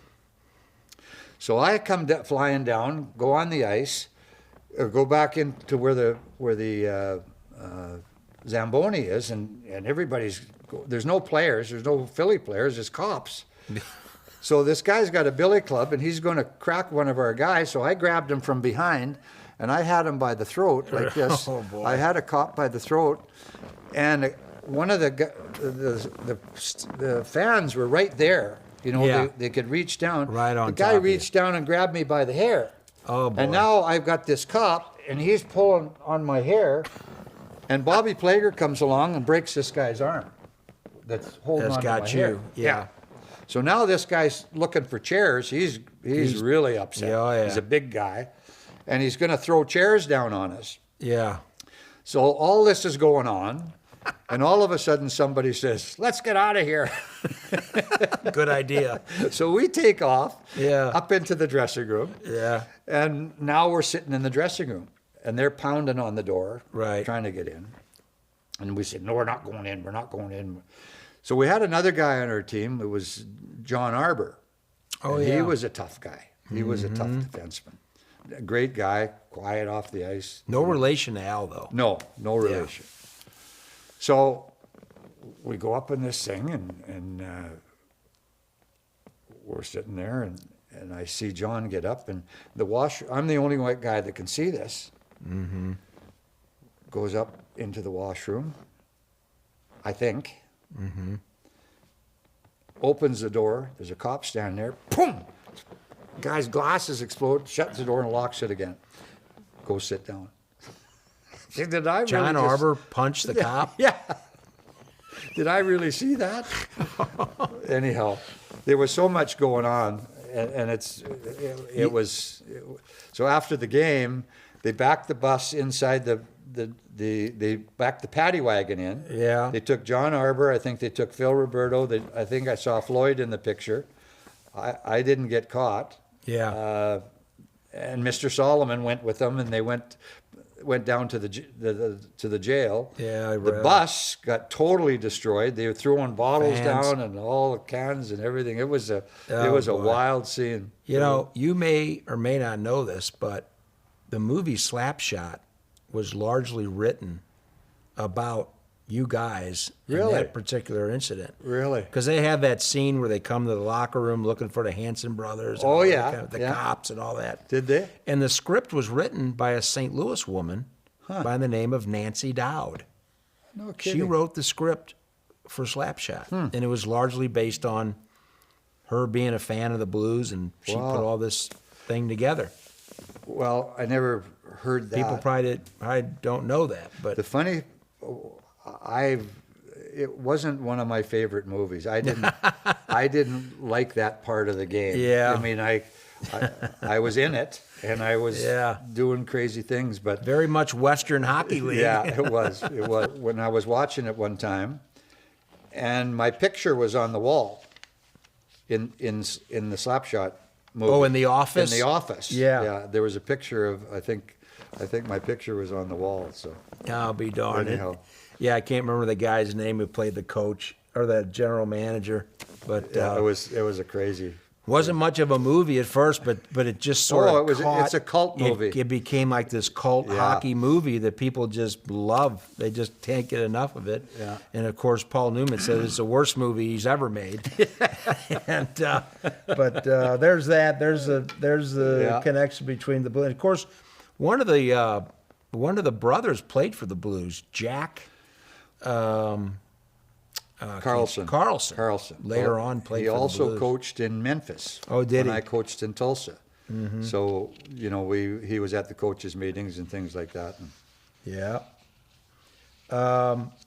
So you're with the Blues and things are going, you're playing, and 70s are just sort of plodding along.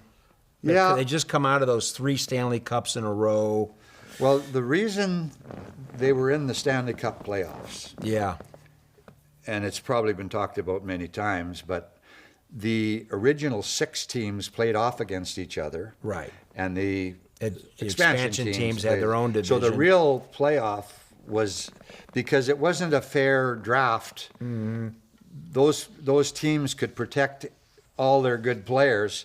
The only players they didn't protect were players that were on the line of making it and not making it. Right. So it wasn't like it is today, where they have a certain amount of their main players that they can protect, but they're leaving a bunch of really good players available for these other teams. Sure. So it took those teams, St. Louis, Philly, Minnesota, all these teams, time to build up a program. Mm-hmm. But because of that, it allowed St. Louis, because of their Montreal connection and the good drafting and Scotty Bowman and Al Right. Arbour and the players they were getting out of there, that they had the best team in of the expansion teams. So that allowed them to go to the finals. It was basically the old Montreal Canadiens. That's what the team Yeah, was made up of. exactly. So they met the Canadiens in the first 2 Stanley Cups they were in. It was basically an old timers game versus the new version of the Canadiens, But it who could really just got fly the game, like the wind. Got it going in right. St. Louis. Yeah, it did. It was amazing. I remember the first time I ever walked out of the dressing room, the first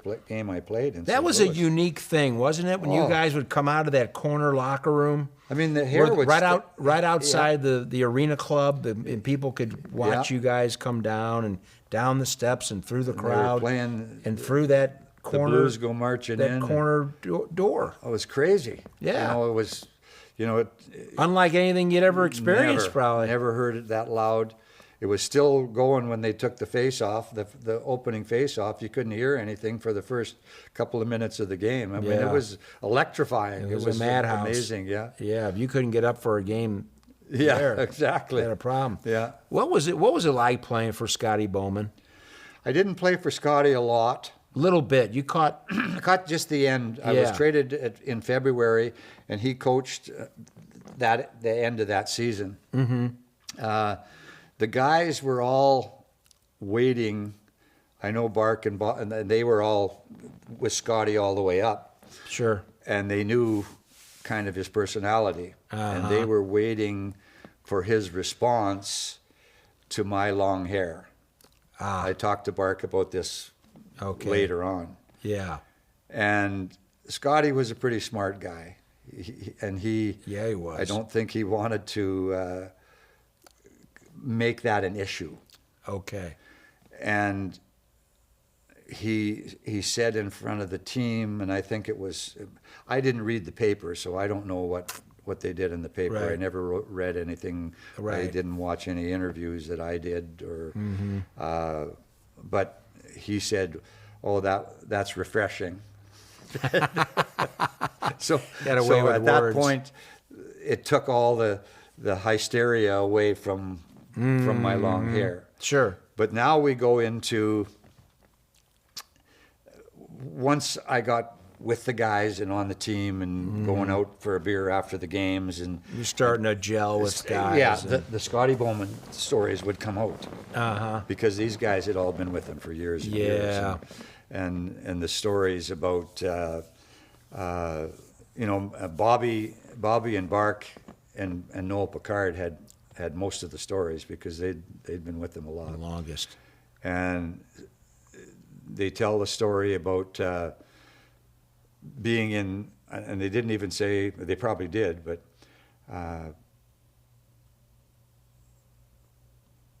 there needed to be a line change. It was the third period.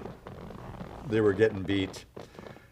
And Scotty wasn't telling the lines who to go. No direction. No direction. He's just standing there saying nothing.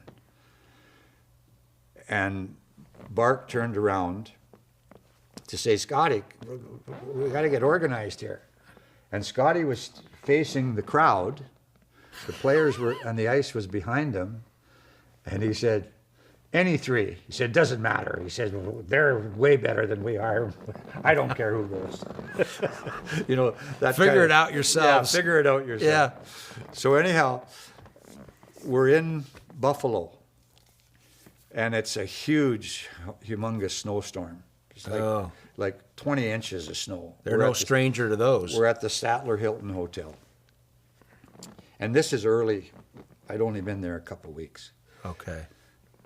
We go there, and I don't normally lie down in the afternoon.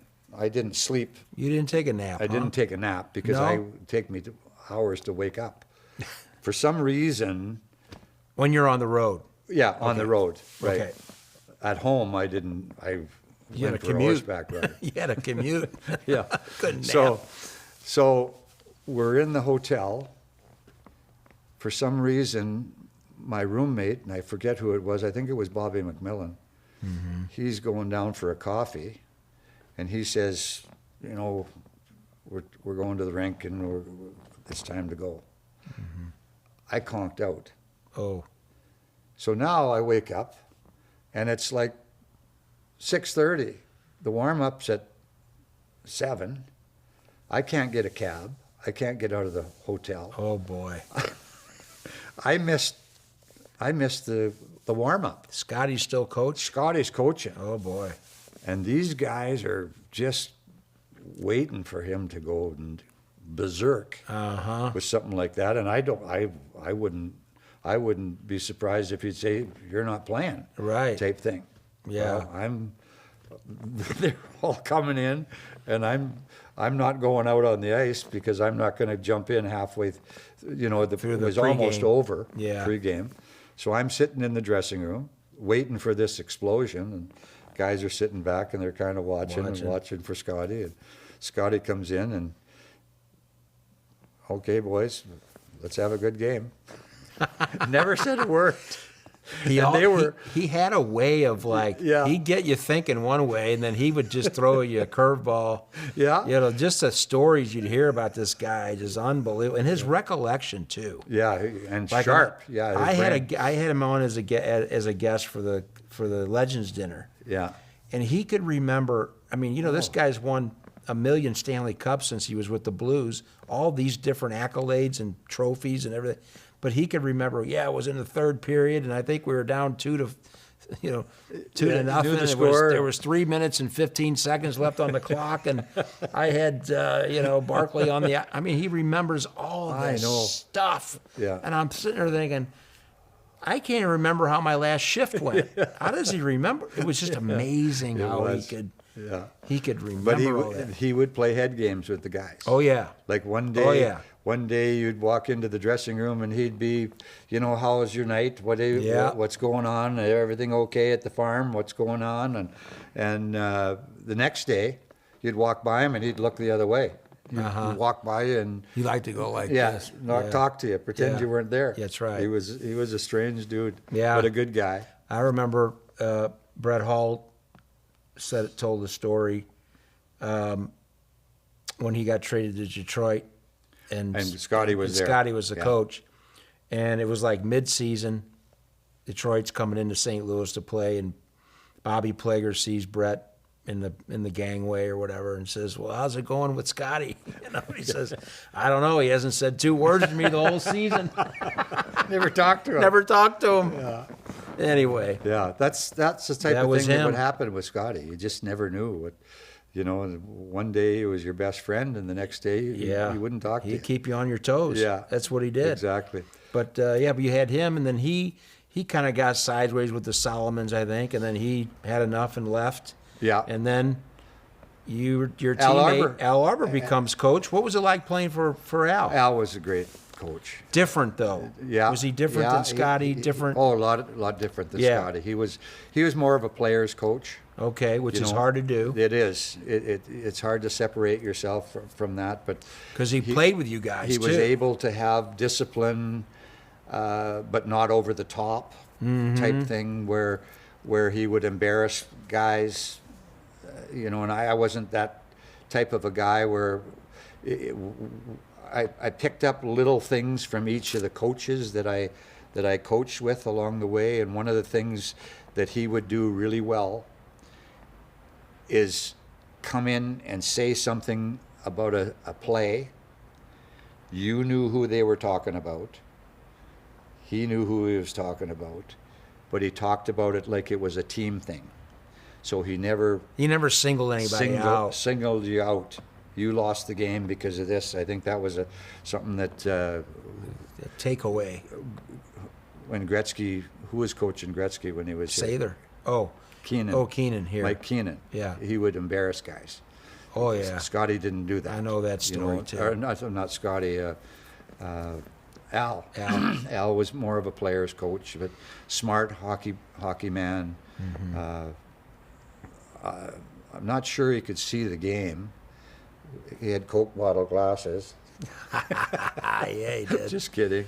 Yeah. But he was really an amazing guy. Yeah, and then for the same reasons Scotty he bumped heads with the Solomons too, and so he left. Well, I think it's really difficult for I think Scotty told me that at my dinner. very successful people that own organizations and companies and CEOs. You see it all the time. Yeah. They're used to running the show. So Maybe in their industry. in their industry.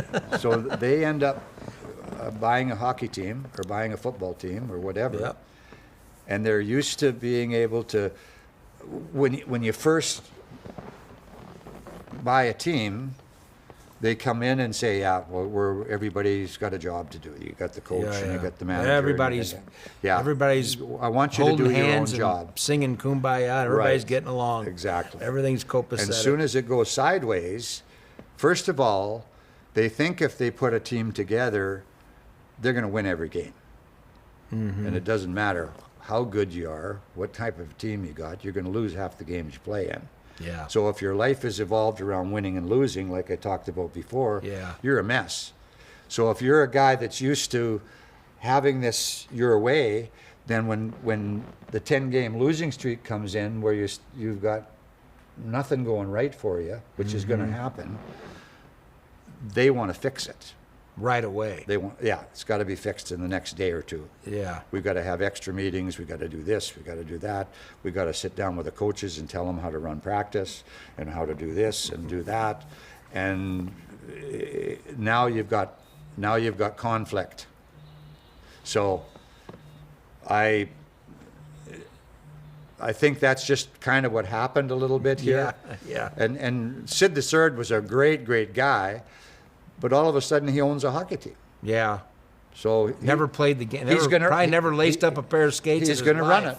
But he's going to tell you how to do it. And I think that Well, you see it all the time. I just watched the Dallas Cowboy documentary about Jones. largely about Jerry Jones. Yeah, I mean, he's one of those guys. yeah. The guy that had the Oakland Seals, who also had the Oakland A's Oh yeah.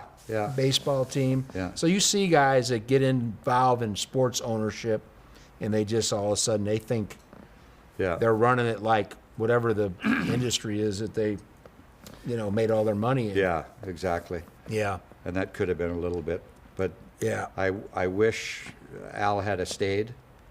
Oh yeah. Because we went through a whole, and some of them were good guys, but we went through a whole stack of coaches just like we did players. There Well, wasn't a lot of stability. No. You know, I had different line mates all the time, and like I say, the draft choices weren't making it, and we had a guy named Dennis Ball. He was the head scout. Somehow he came up through the original six. He had Coke glass bottles like him. this. I remember seeing his picture in the media guide every year. Yeah. So Or the Goal magazine. so we're in New York, Yeah. land, go out, the buses park right at the Tarmac. front door. Yeah. No, we're out of the building. Oh, okay. They don't come to the tarmac when You we didn't played. get that. No, Okay. we had to walk through. Okay. Get our bags. We're all on the bus. Somebody says, "Where's Dennis?" No, I haven't seen Dennis.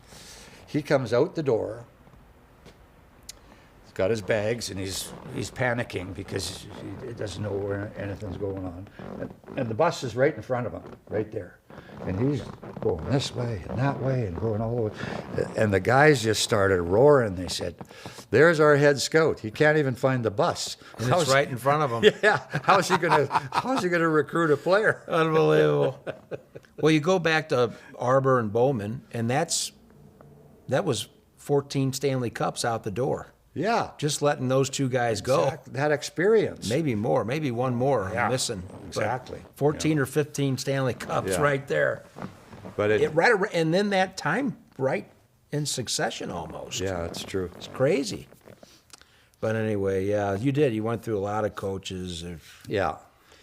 But John Guy Talbot to John Gee, Emil Francis to... I'll tell you a funny story there. Lou Angotti's playing for us. Oh, sure. Yeah, he's a good guy. He's got Chicago Blackhawks tattooed all over his. Really? He's a Chicago guy Through and all through. the way. Yeah. He loves Chicago. He comes in, but before he came in, he's a player. He's a player. Yeah. Good little player. Yep. Made us a better team. Sat beside me in the dressing room, and we talked back and forth, and we hear that Jean Guy retired. He quit. He didn't want to coach anymore. They didn't fire him, I don't think. That's what the story was, anyhow. So we're sitting in the dressing room, waiting for Mr. Solomon and the crew to come in, and Lynn Patrick to tell us who the next coach is.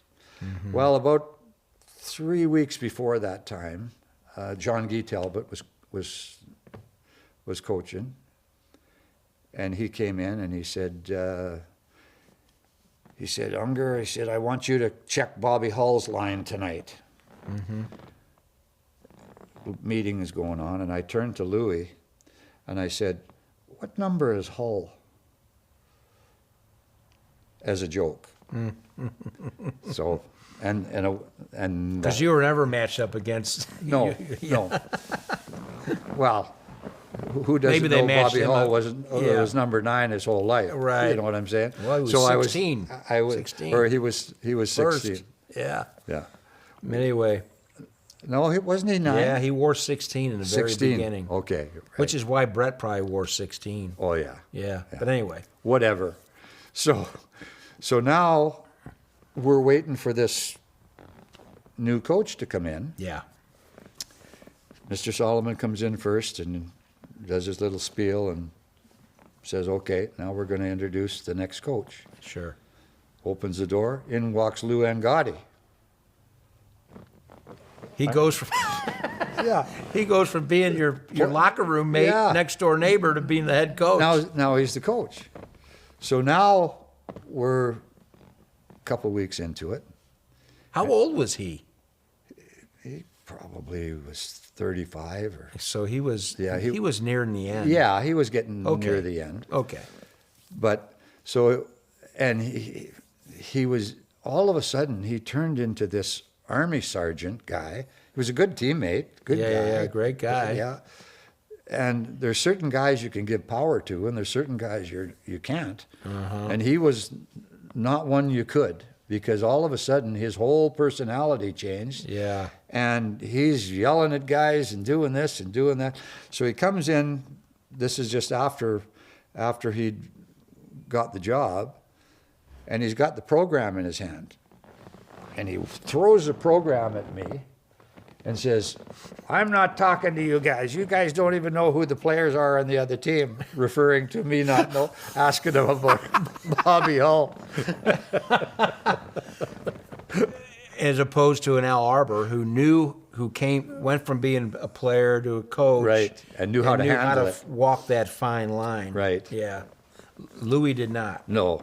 No. It was a scramble. He went to with full Louis. Italian mode. Yeah. Well, as far as even changing the dressing room to like Yeah. the Chicago Blackhawks dressing room was. You had Sure. the carpenters in there and tearing the things down and changing the carpet and the whole really? deal. Yeah, it was Yeah, it's crazy. Wow. yeah. Well, let's get to the point now where the Blues have a chance to bring Red back. Yeah. Take us through that. Well, same thing. Mr. Solomon showed up at the farm one Yeah. afternoon. He said to me, "I need to talk to you." I said, "Okay." He said, "We got a chance to get Red back. What do you think?" He says, "I know that there's rivalries when guys get traded and all that stuff." I said, "Do it." I said, he's a leader. He's a St. Louis Blues in his heart. I said, that would be a great thing to do. Yeah, right. And why not? I'd go with you 100%. And he brought Red back, and I enjoyed playing with him. And Right. Getting to know him a little bit. Getting to know him a little bit. And You could swap Detroit stories. Yeah, exactly. probably. Yeah. Now, was there any discussion about 7? Did you No. offer the number to him No. or anything? Or he didn't. Nobody didn't said seem to want anything. it. Nobody said anything. He just said, He took number 9. I'll take 9. Yeah. You would have taken 9. Yeah. Well, Gordie's old number. I would have been disappointed if I had to give 7 up. Yeah. I you would. were quite fond of 7 by that time. now. Yeah, Yeah. I had. Okay. Well, the reason you do that is because you've bought your wife jewelry with number 7 on it all your life, and now you'd have to buy a whole pile more jewelry. Because there's a lot of guys. You hear stories, right? When a guy comes in, gets Oh, yeah. traded, he's wore Yeah. number 8 all his life. Yeah. And they buy the number from the guy. Oh, Like yeah. he'll sell it to him. Yeah, it was a big Crazy deal. stuff. Yeah. But anyway, you guys never had that conversation. You or know what I anything? had one time, which was funny. You remember Brute 33? Yep. The cologne. Cologne aftershave. They came to me, my agent came to me, and they said, "Listen, they're going to pay you a pile of money to advertise for them, but you have to wear 33, number 33 on your jersey." I said, "There's no way. I don't care what they're paying. Really? I ain't wearing 33. I want to wear 7." Oh boy. And that went away. You did. You walked away from that money. Now talk about walking away from some money. You, just like Bobby Hull and Derek Sanderson, you had a chance to go play in the WHA for $1 million. For a They lot. offered you the $1 million, A lot. the Yeah. magic $1 million. I had just signed a contract with the Blues. With the Blues.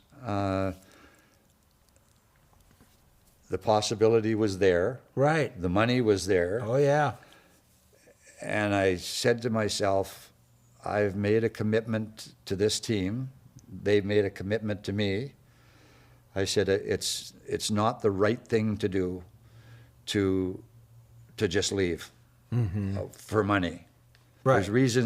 There's other reasons why you leave. There's other reasons that happen.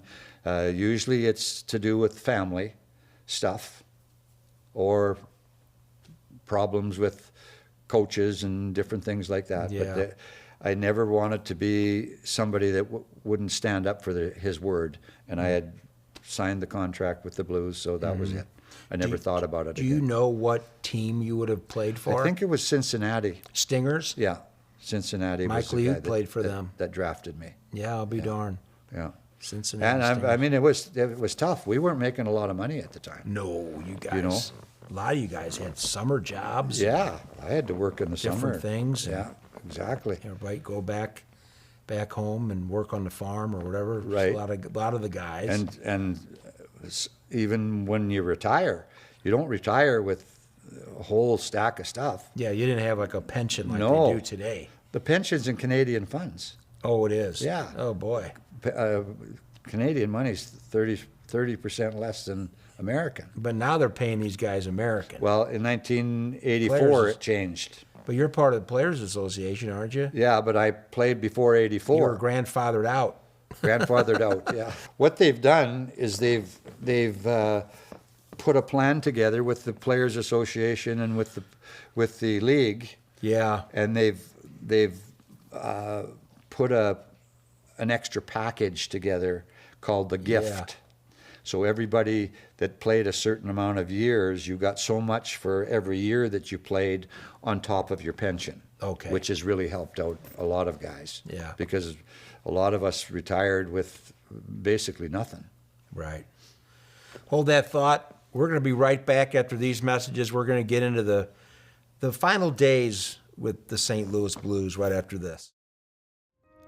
Kuna Food Service, providing quality food to people across the Midwest, is part of our rich history at Kuna because food brings people together. We specialize in having a large variety of food products and food supplies, catering to an array of businesses that turn to us. Kuna Food Service, a family-owned tradition since 1918. Oliva on the Hill. It's Italy in the city.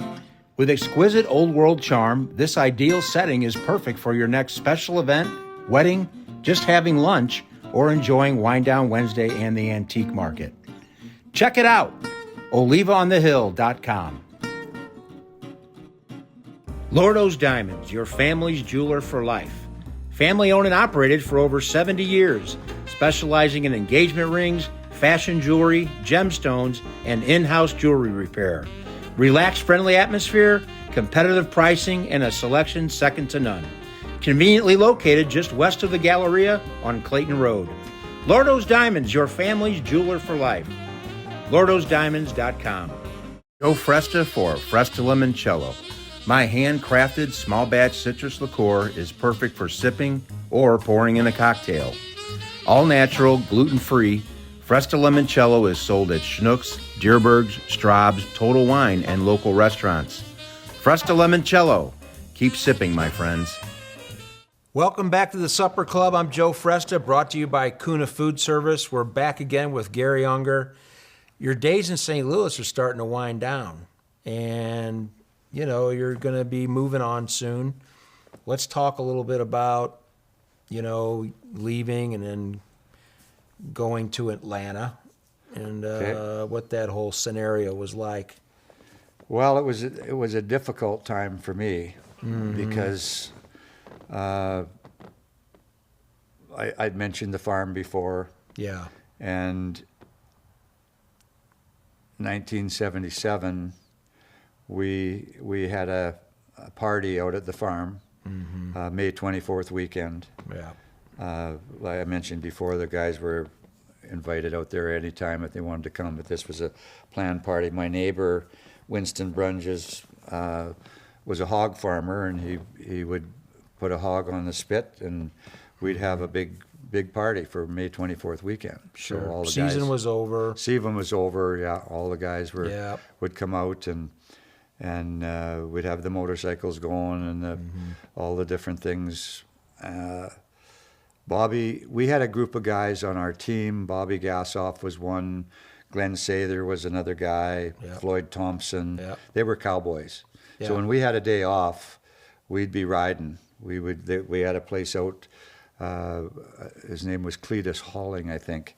They sold cutting horses, and we would go out and ride the horses and do farm stuff. Yeah. So these guys were out there quite a bit, and Bobby was one of those guys.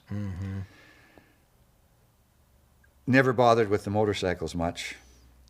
We were having the pig roast that day, and I'll take it back to the playoffs.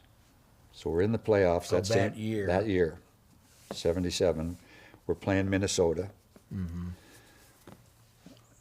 It was a real battle, tight battle. goes either way.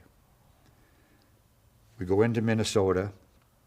It was 2-2 in the series. We lose the game. So now they're up 3-2 in the series. We have to win both games, the 2 games left. Because the games were so tight and it was the playoffs, we chartered. So we chartered out, headed back to St. Louis, and now we're playing our 6th game in St. Louis. We don't win, we're done. So we get to the ramp where we're going down to get into the building. The old arena. The old arena. Yeah, they had that back Yeah. loading kind of. The kids all knew where we came in, Yeah. where we parked and all that stuff. And I always liked to sign autographs for the kids, but at this particular time we needed to go in and get ready for the game. So as I was walking, I was signing one here and one there, and I said, listen, at the end of the game, if you guys are still there here, we're coming out the same place, you know where we're parked. I'll sign your autographs, but I can't sign them all now. Yeah. There was a kid standing over in the corner, and he said to me, do you know where you're going to spend eternity? And I said, I got a hockey game to play. Don't bother me. We went in and played the game, and we won. So now it's 3-3. We have to go back to Minnesota for Game 7. We go back into Minnesota for Game 7. Goes into overtime. I think Kevin O'Shea scored for us to win the series. Right. We're now chartering again. We go back to the airport in St. Louis, and there's 1,000 people at 4 o'clock in the morning. Yeah. At the airport. I'm thinking, this is unbelievable. Yeah. I mean, it's like we had won the Stanley Cup. And I'm thinking to myself, what great fans. Yeah. I mean, what great people that are following our team. You know, we're trying to struggle through and do our thing. Anyhow, we got beat out by Boston in the next round, and the summer was there. So we had our party, and we're doing our thing. And I had got it was called an Odyssey. It was a little 4-wheel drive. 4-wheeler. But it was low. Low to the ground. Yeah, low to the ground, and it had a 250 engine in it, and it really shaked. So I had kind of a terrace around the house. Yeah. The grass or the hay hadn't been cut yet. So all they could do was ride the motorcycles around the house, and it wasn't a lot of area. But they were driving this thing around and going off the terrace on this thing. And I see Bobby on this thing, and he's jumping 10 feet high on this thing. Yeah. So then we're doing our stuff and put that thing away. And it's just about time to eat. And I see Bobby over trying to start one of the motorcycles. So I walked over to him and I said, listen, Bobby, I don't know how much you've been drinking. This was later in the day. Later right? in the You guys day, have been 4 going o'clock all in the day. afternoon, 4:30, ready to eat. Yeah. And I had an easement across my property. You had to drive across another property on a gravel road about a quarter of a mile to get out to the blacktop. Then you got to Elder to the main road, and then it was a main little road.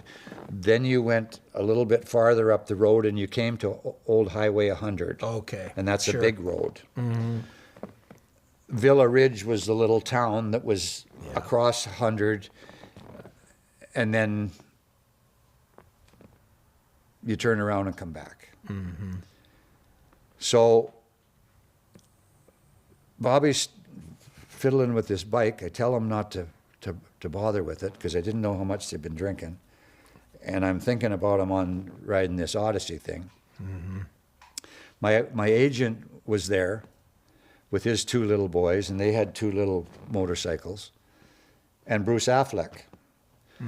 So Bruce was on one bike, And this is after somebody came to me and said, listen, we need some more mix and we need some more stuff for the party.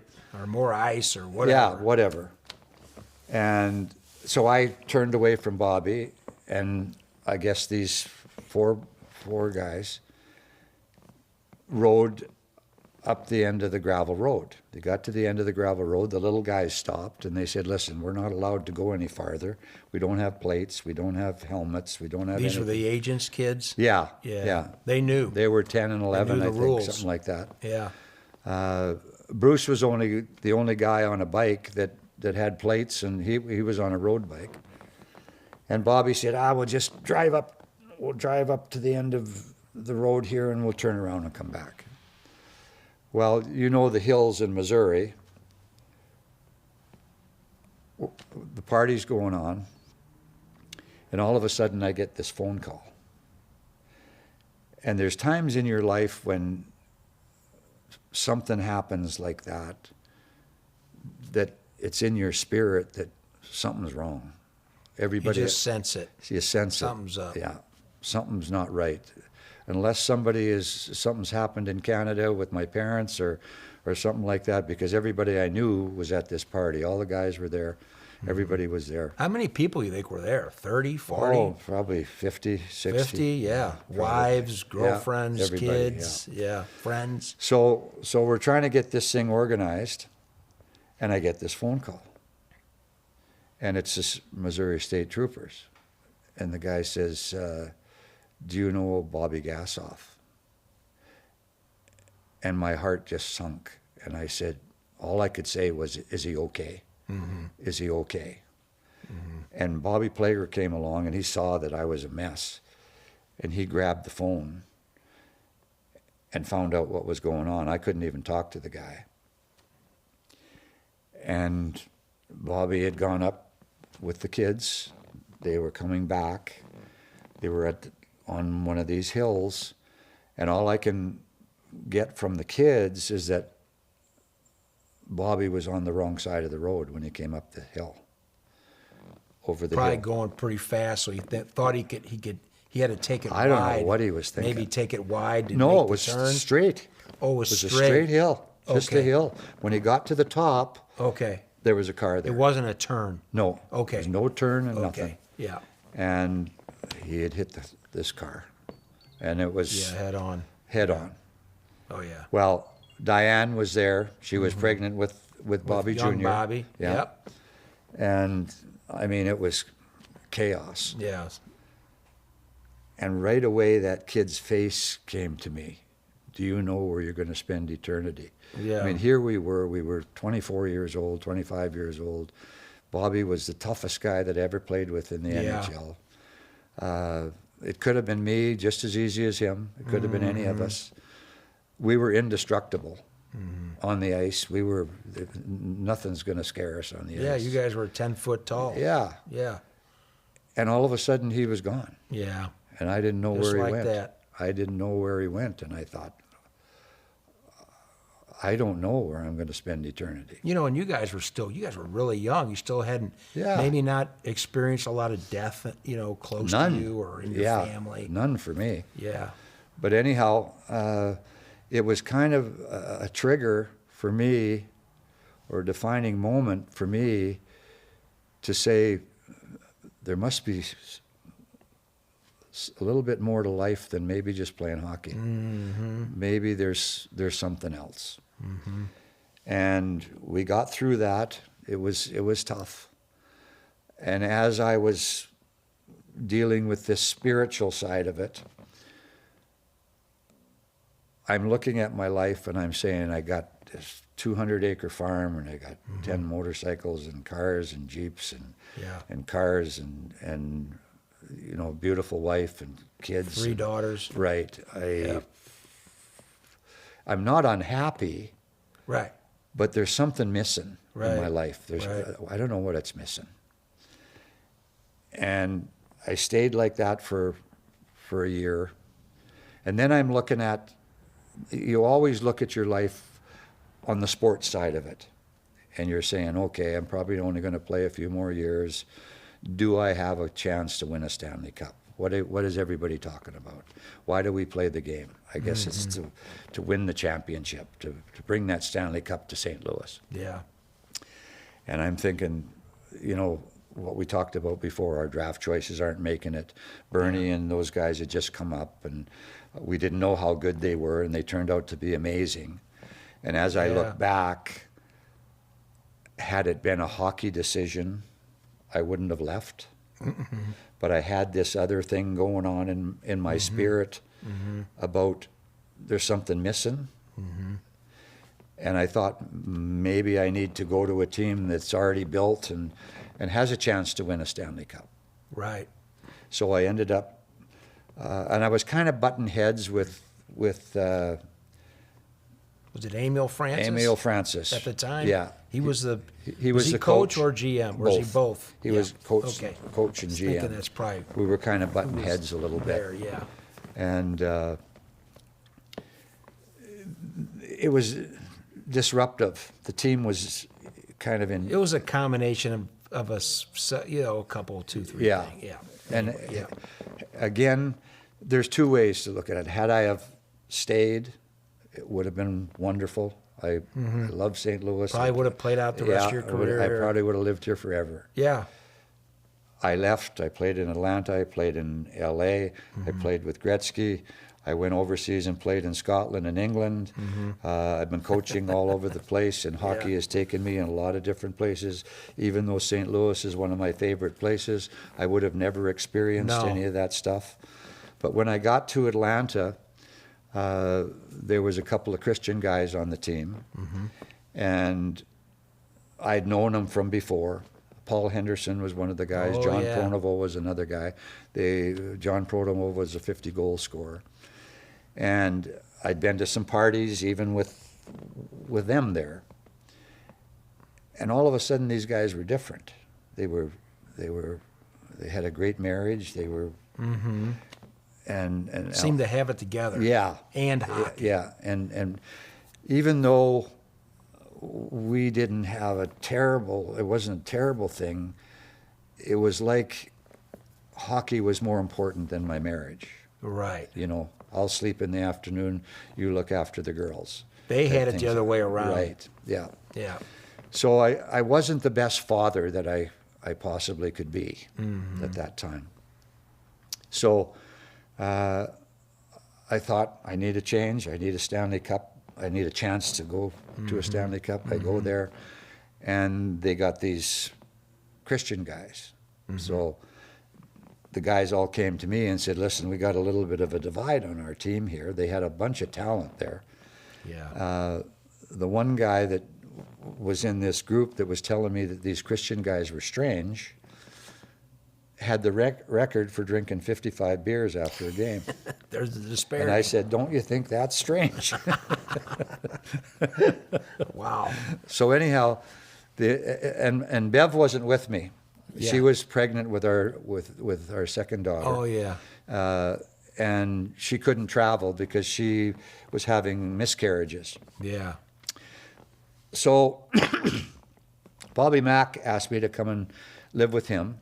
He went with you to Atlanta. No, didn't he was already there. Oh, he was already there. He had a house, and he Very was good. already there. So he invited me to come and stay with him until I got organized. Yeah. And so I was really hanging around with the single guys. At the same time, Bev had some problems with the pregnancy, and I had to fly back a few times just because of that. And she was in a room with a Catholic lady who was praying for the baby and everything would be okay and all that stuff. So she was kind of having her Was it own. a nun? I don't think so. I No? think she was just a lady that was in there. Yeah. Okay. And she was having her own spiritual enlightening. And as I went back and forth with these two different groups, and it wasn't terrible, but I started hanging around with these Christian guys, and they invited me to go to a Bible study, and I thought that was kind of off the wall, but I'm not going to go yet. You know, I'm good just hanging around with you. And we were playing in Vancouver, and they brought me into the television in between periods Studio. to ask me about the hockey, and I thought. Right. And the first question they asked is, "What's going on with all these Christian guys on your team?" On an interview? In the interview. On television? Yeah. In between periods? Yeah.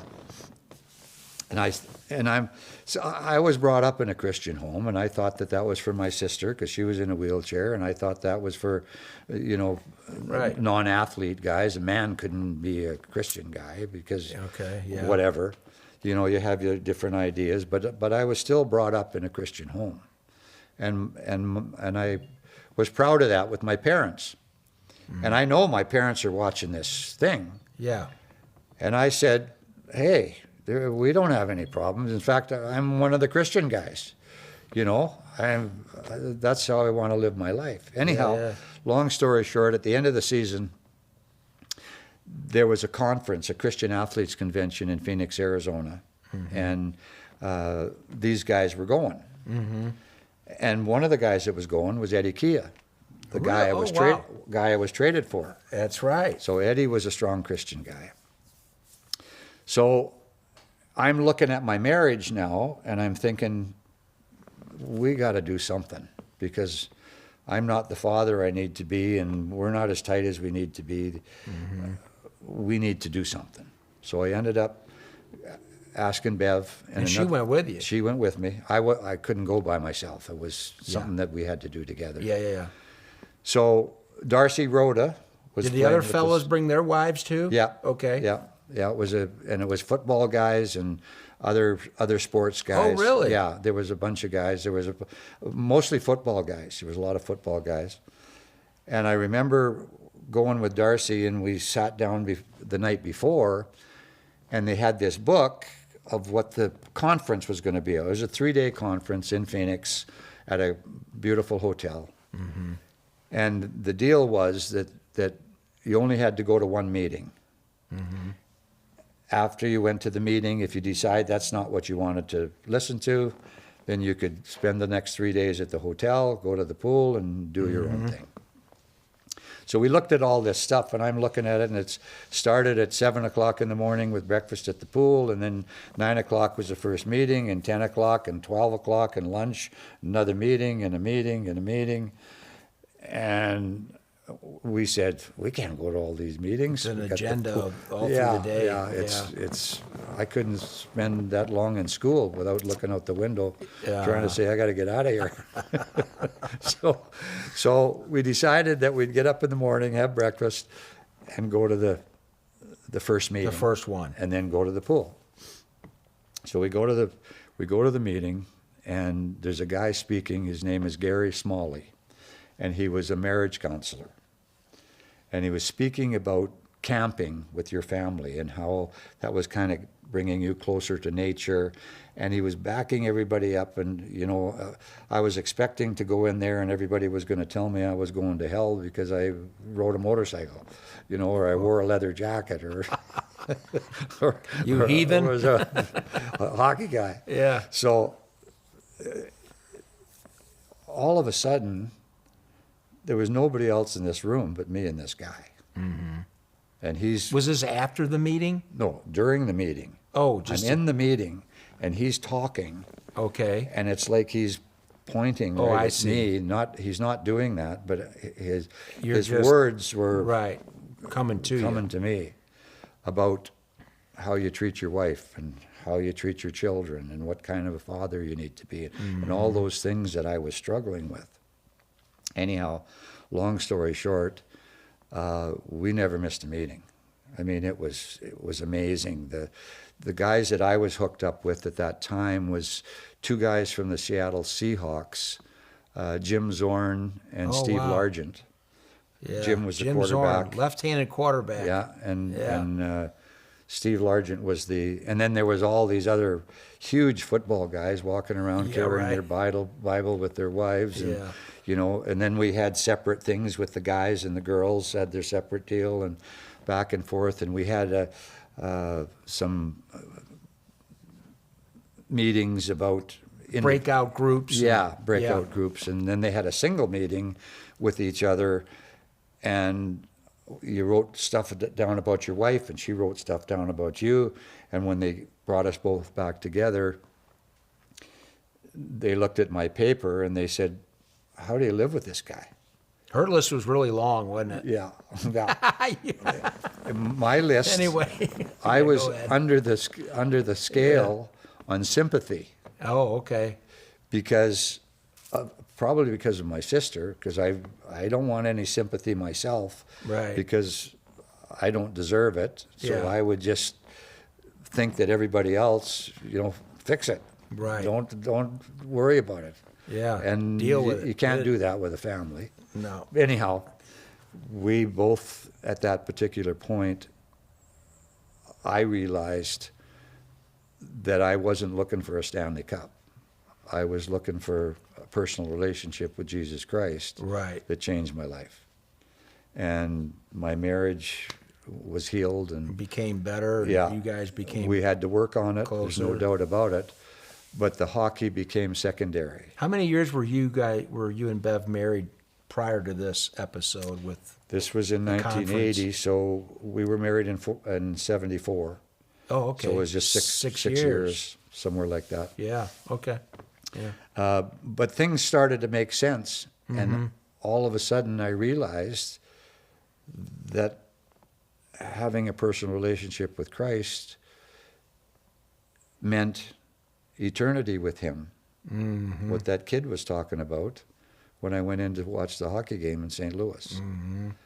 And now I knew where I was going to spend eternity. Right. So that was the reason I left St. Louis. It had nothing to do with hockey Or a Stanley Cup. or a Stanley Cup, but I wish I could have stayed. But was God's plan. You wouldn't have been able to stay and then grow as a person Absolutely. like yeah. you did. Yeah. I probably would have been divorced and Yeah. Sure. doing my own thing and Right. whatever. But since that time, like I say, our relationship with Christ has grown, and we've continued on in that, and it hasn't affected. God doesn't want to take things away from you. He wants to give you things. So Absolutely. I didn't have to quit riding motorcycles and climbing mountains and doing whatever I did. I just needed to be a better husband and a father and try and be the best I could be. And Yeah. Keep him top of mind and Yep. Yeah. Number one. And takes care of you. yeah. So It's pretty simple. that's the reason I left St. Louis. Yeah. Well, you go to Atlanta, and then your good friend Glenn Sather, your former teammate, calls you and says, "Hey, There was one stop in between. L.A." I went to L.A. for a year. Well, just 1 year. Yeah. And you and Mike Murphy played there, right? Yeah, Murph was there. Yeah. So you're there 1 year. And ended Yeah. up going to. When I was first playing the game, when I first got into hockey, I was a little bit of a nomad. I said, it would be really nice to play 1 year on every team, so that I could live in New York and I could live in L.A. and I could live here and I could live there. Yeah. Just on the top of my head, because I love to travel. You and I wanted to love be a journeyman. Yeah, exactly. You But sure anyhow, about that? we had our year in L.A. and Yeah. that's when Bev got involved in aerobics, Oh, sure. and she worked out with Marcel. That's Marcel when, Dion? yeah, when L.A. was kind of up and down too. They were kind of they were in that space. that same space. Yeah. And that's when Glenn came to town. Glenn knows Bev from growing up. They were friends. Okay. Bev was in Banff, or Glenn was in Banff all summer. Okay. And we used to work as hockey school, and he was a horse guy too, and all that stuff.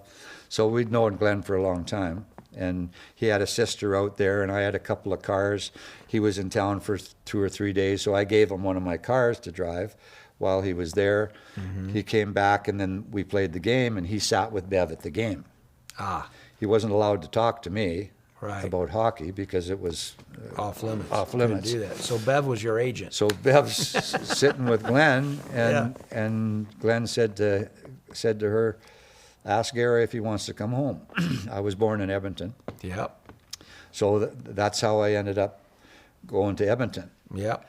So then I got an opportunity to be with Gretzky and Gary Curry and Mess and all those guys. Yeah, it was a neat time. So he wanted you to be sort of a mentor to a couple, three guys named Gretzky, Messier, and Coffey. Yeah, and Right? Gary Curry. And Yari Curry. Yeah. And So don't know if Fuhrer was in the mix yet or not. Grant Fuhrer was the Andy goalie. Moog. Andy Moog. Andy Moog's still one of our best friends. Yep. He lives in Dallas. He finished Right. off his career in Dallas. He's friends with our friend, you Yeah, know. yeah, with Our Mike. mutual friends with Mike Barrick. Yeah, exactly. Yeah. So, you know, hockey takes you a lot of different directions and a lot of different places, and I had the opportunity to do that. I did the television work for Edmonton. I retired in '83, just before they won the Stanley Cup. I guess I could tell you how God answers prayer sometimes. He does. We went to the playoffs against Winnipeg. Mm-hmm. One of my best friends on Edmonton, Laurie Boschman, was traded to the Winnipeg Jets. Oh. And we were the only two Christian guys on the team in Edmonton. So we got split up. Mm-hmm. We end up playing Winnipeg in the playoffs. Mm-hmm. And when we talked about the first game, Mm-hmm. they set my line up against Bosch's line. Right. Bosch was a little bit of a fighter. Okay. So was I. Okay. And we knew that sparks were going to fly, that I was sent out to Yeah. get him. So I went home and I prayed that something would happen, that this Okay. wouldn't happen. Oh, okay. You know? I Yeah. mean, there's the two Christian guys. I mean, we're going around talking with kids and doing the Yeah, stuff, yeah. and then there they are pounding themselves into It's the not a ice. good look. Oh, unbelievable. So anyhow, So a little miracle took place. yeah. So I'm playing. Gretz played whenever he wanted to. He was just Yeah. out there.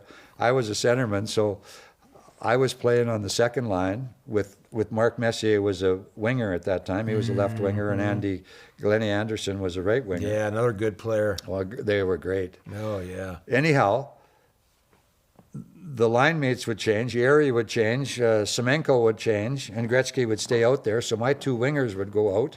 By the time I was ready to go out, Gretzky would come off, and so would the other wingers because they were exhausted. And then the third line would go out. Oh, boy. So I went to Glenn and I said, listen, I'm no good on the second line. I need to play on the third line.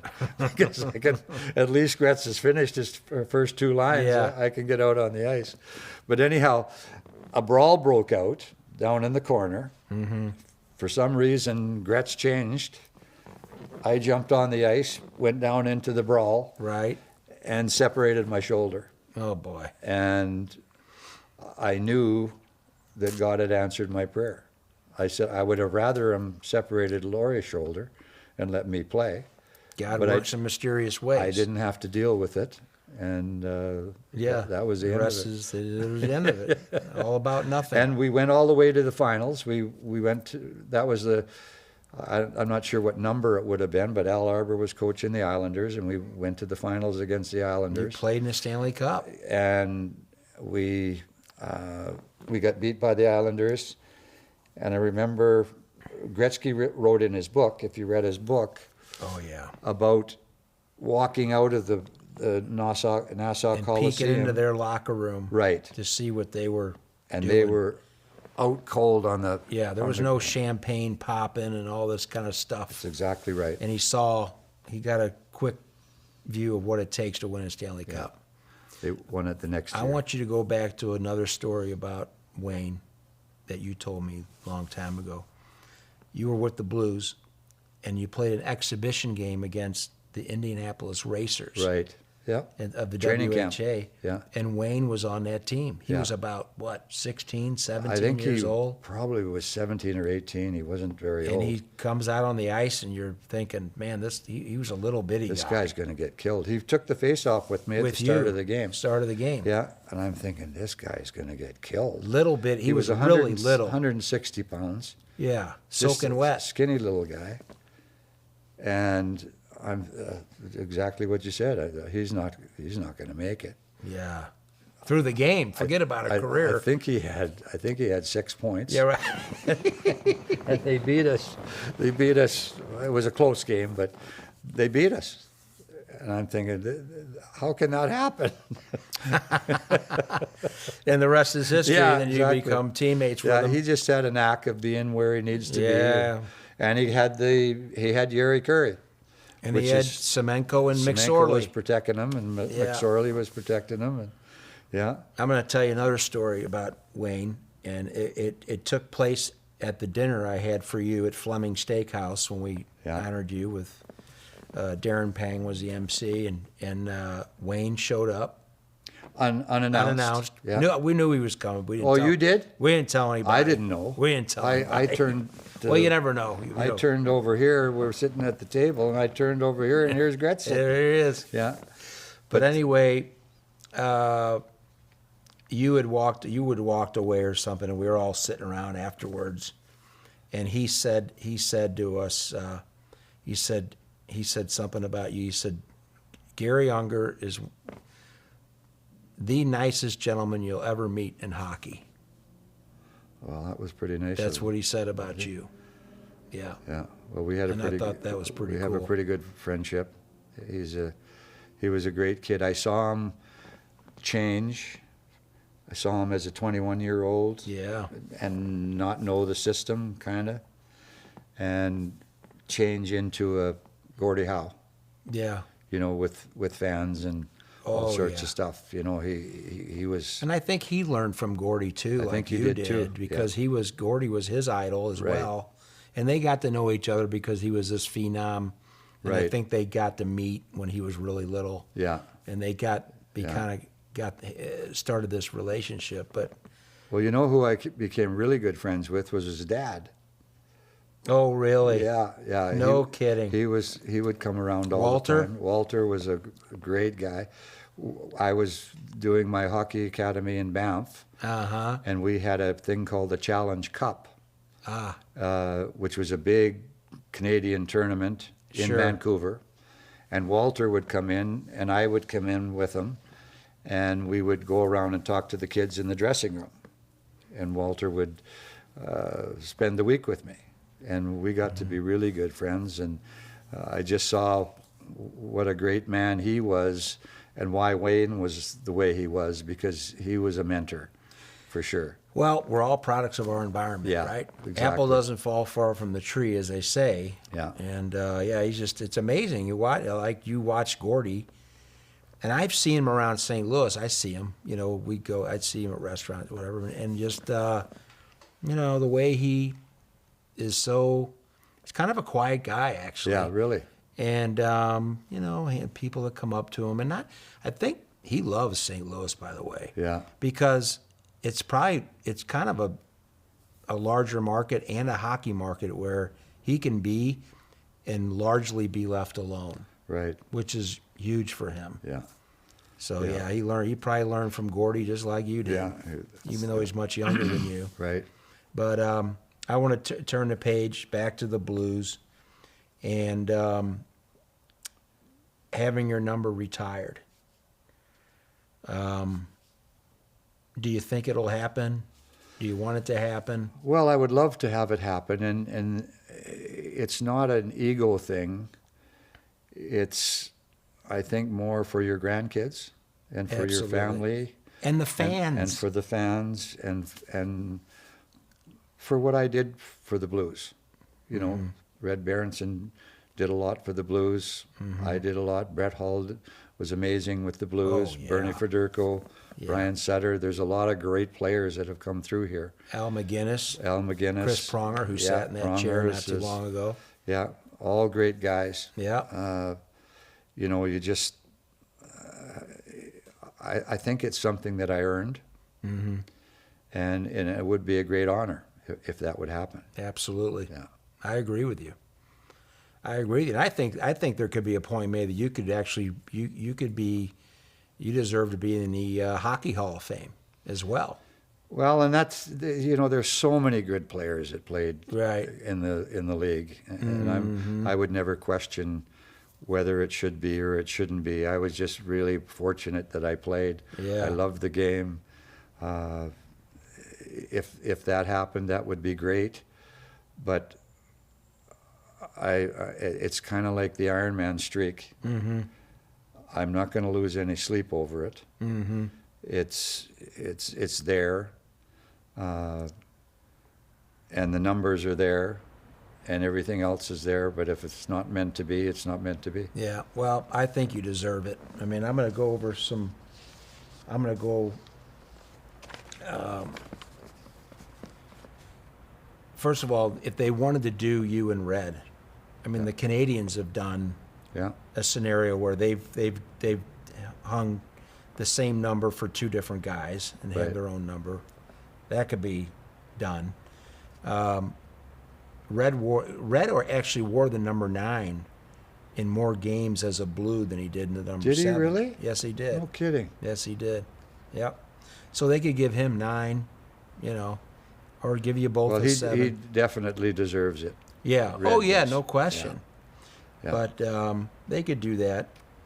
But just to run down as a Blue, you were 4th in career points, 4th in career goals, 8th in assists, 10th in games played, 3rd in hat tricks, 5th in power play goals, 4th in game-winning goals.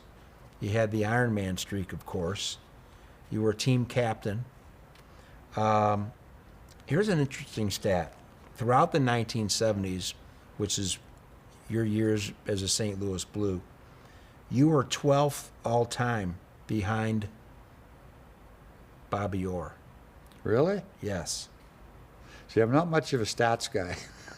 No. The 1970s leading points getters, you were 12th behind Bobby Orr. He was 11th. Wow.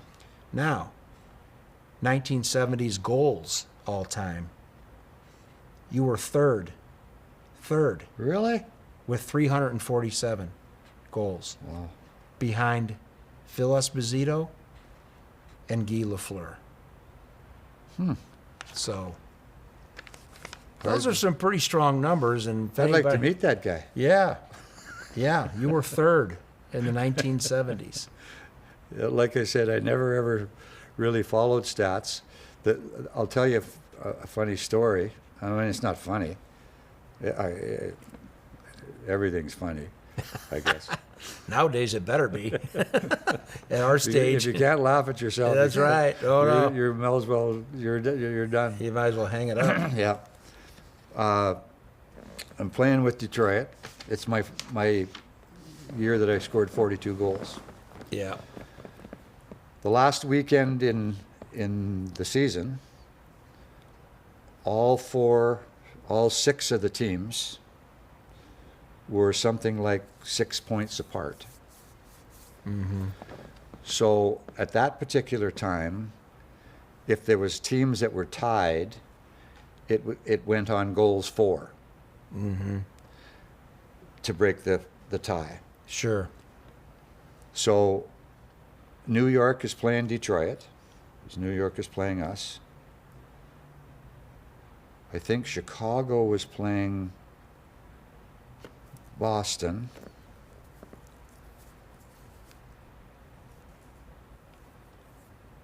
And the other two teams were playing against each other. Anyhow, Yeah. we had to play New York Rangers Saturday night in the Olympia, Yep. Sunday afternoon on NBC in the Rangers, Madison Square. Saturday night, we're flying. We win that game, we're in. Yeah. I scored 2 goals, which brought me to 42 for the season. After the game, Bruce Norris, owner of the team, they hadn't made the playoffs for a long time. That put us in the playoffs. Our dressing room was like we won the Stanley Cup. There was champagne in the dressing room. It was Because crazy. it had been so long, Yeah, especially for Gordie. but Probably, it's not the time. right. We had to No. play at noon the next day Yeah. on national TV. Right. So I told you I never drank. I had some champagne. Yeah. I had some popcorn. It was a late deal. Right. I probably drank too much champagne that I shouldn't have. We go into the game on television. New York has to win that game, but they have to score 9 goals because it's the goal difference. Differential. If they're tied. Yeah. So, starting from the start of the game, I don't know if it was right at the start of the game, but early in the game, every time the puck went in our end, they pulled their goalie because they were trying to score goals. Right. Had I been healthy, strong, rested, Yeah. I ended up with 42 goals. Phil Esposito ended up with 43. I could have broke the record for, the net was empty, but we were so exhausted and so tired and so that I drank that stupid champagne Yeah. that I never got a point, I don't think. And they ended up winning 9 to whatever, and they made the playoffs. They got their 9 goals. They got their 9 goals. And like I Oh, say, my if I'd have God. been sharp, I could have scored on an empty net every time we went on the ice. Lesson learned. Yeah. That Boy, was oh boy. That was a kid's lesson. Yeah. Oh man. Anyhow. Well, you live and learn, Yeah. right? Anyway, yeah, I mean, you were in goals in the 70s behind Espo and Guy Lafleur, who played for 2 really, really good teams in the 70s. Yeah, they did. They ruled the league. Yeah. Espo was sure. playing with Orr, and I mean, those Steve guys. Shutt and and the Lafleur and the Canadians. Yeah. I mean, I remember one day or one night, Dad and I were leaving the arena, walking back up to the restaurant where you'd parked the car up on the grass, and he said, "You know, if Unger played for the Montreal Canadiens, he'd score 50 plus every year." When 50 goals was like Oh, yeah. unheard of back then. When I first came in, It was unheard of. if you scored 20 goals, you were a big player. Yeah. You know, Bruce McGregor scored 50 Yeah. or 20 goals every year. That was a solid season if you scored 20. Yeah. And I never went into that. At the start of the season, they would say, "Okay, how many goals you're going to score?" I said, "Well, I don't know, first of all, but if I don't score goals, that's my job, and I better score 30, Yeah, right. or I'm not going to be here." Yeah. You know, you're hanging on Yeah. a thread when you're playing. But I never thought about it. I just played it. Went out and played. Yeah, just go out and played and not worry about it. So Got your goals. my dad gave me that confidence, my dad and mom, Yeah. to just play the game and not worry about it. Yeah. Absolutely. But I was really fortunate to be able to play a game I loved. Yep. Yep. Dream come true. Yeah, it's like living a dream. And like I said, started with Gordie Howe, ended it with Wayne. Yeah, Not a bad deal. yeah, And a lot of great guys in between and stories, and like you said, it's the experiences off the ice, the people you meet along the way, the experiences that hockey has afforded you, absolutely. right? Well, being here this weekend, Right. You know, That's right. coming back for Blues Hall of Fame deals, and Right. you know, different places. We had a great time in Europe. I played in Scotland and England. Played in Dundee, Yeah. Scotland for the Dundee Rockets. That was a senior men's league, right? Oh yeah, Wasn't it? Yeah, What'd you get, like 500 goals in 52 games or something like that? There's a lot of goals. Yeah. Oh, yeah. That was something else, man. But it was fun. We But traveled. you had fun. Traveled all over Europe. Went to all the Yep. Greek islands. Went to Spain. Got to see all that stuff. yeah, all that junk. Oh. Well, Garry Unger, thank you for doing the supper Okay, club. Joe, You're the best. you're a good friend. All right, man. Thank you. All right. The Supper Club brought to you by Kuna Food Service, a family-owned tradition since 1918. The Pasta House Company Restaurants. Lordo's Diamonds, your family jeweler for life. Oliva on the Hill. Barquette Realty, nationwide real estate investor. Schicker Auto Group. Mention Supper Club for special sales and service discounts at shopschicker.com. And Fresta Limoncello. Keep sipping, my friends.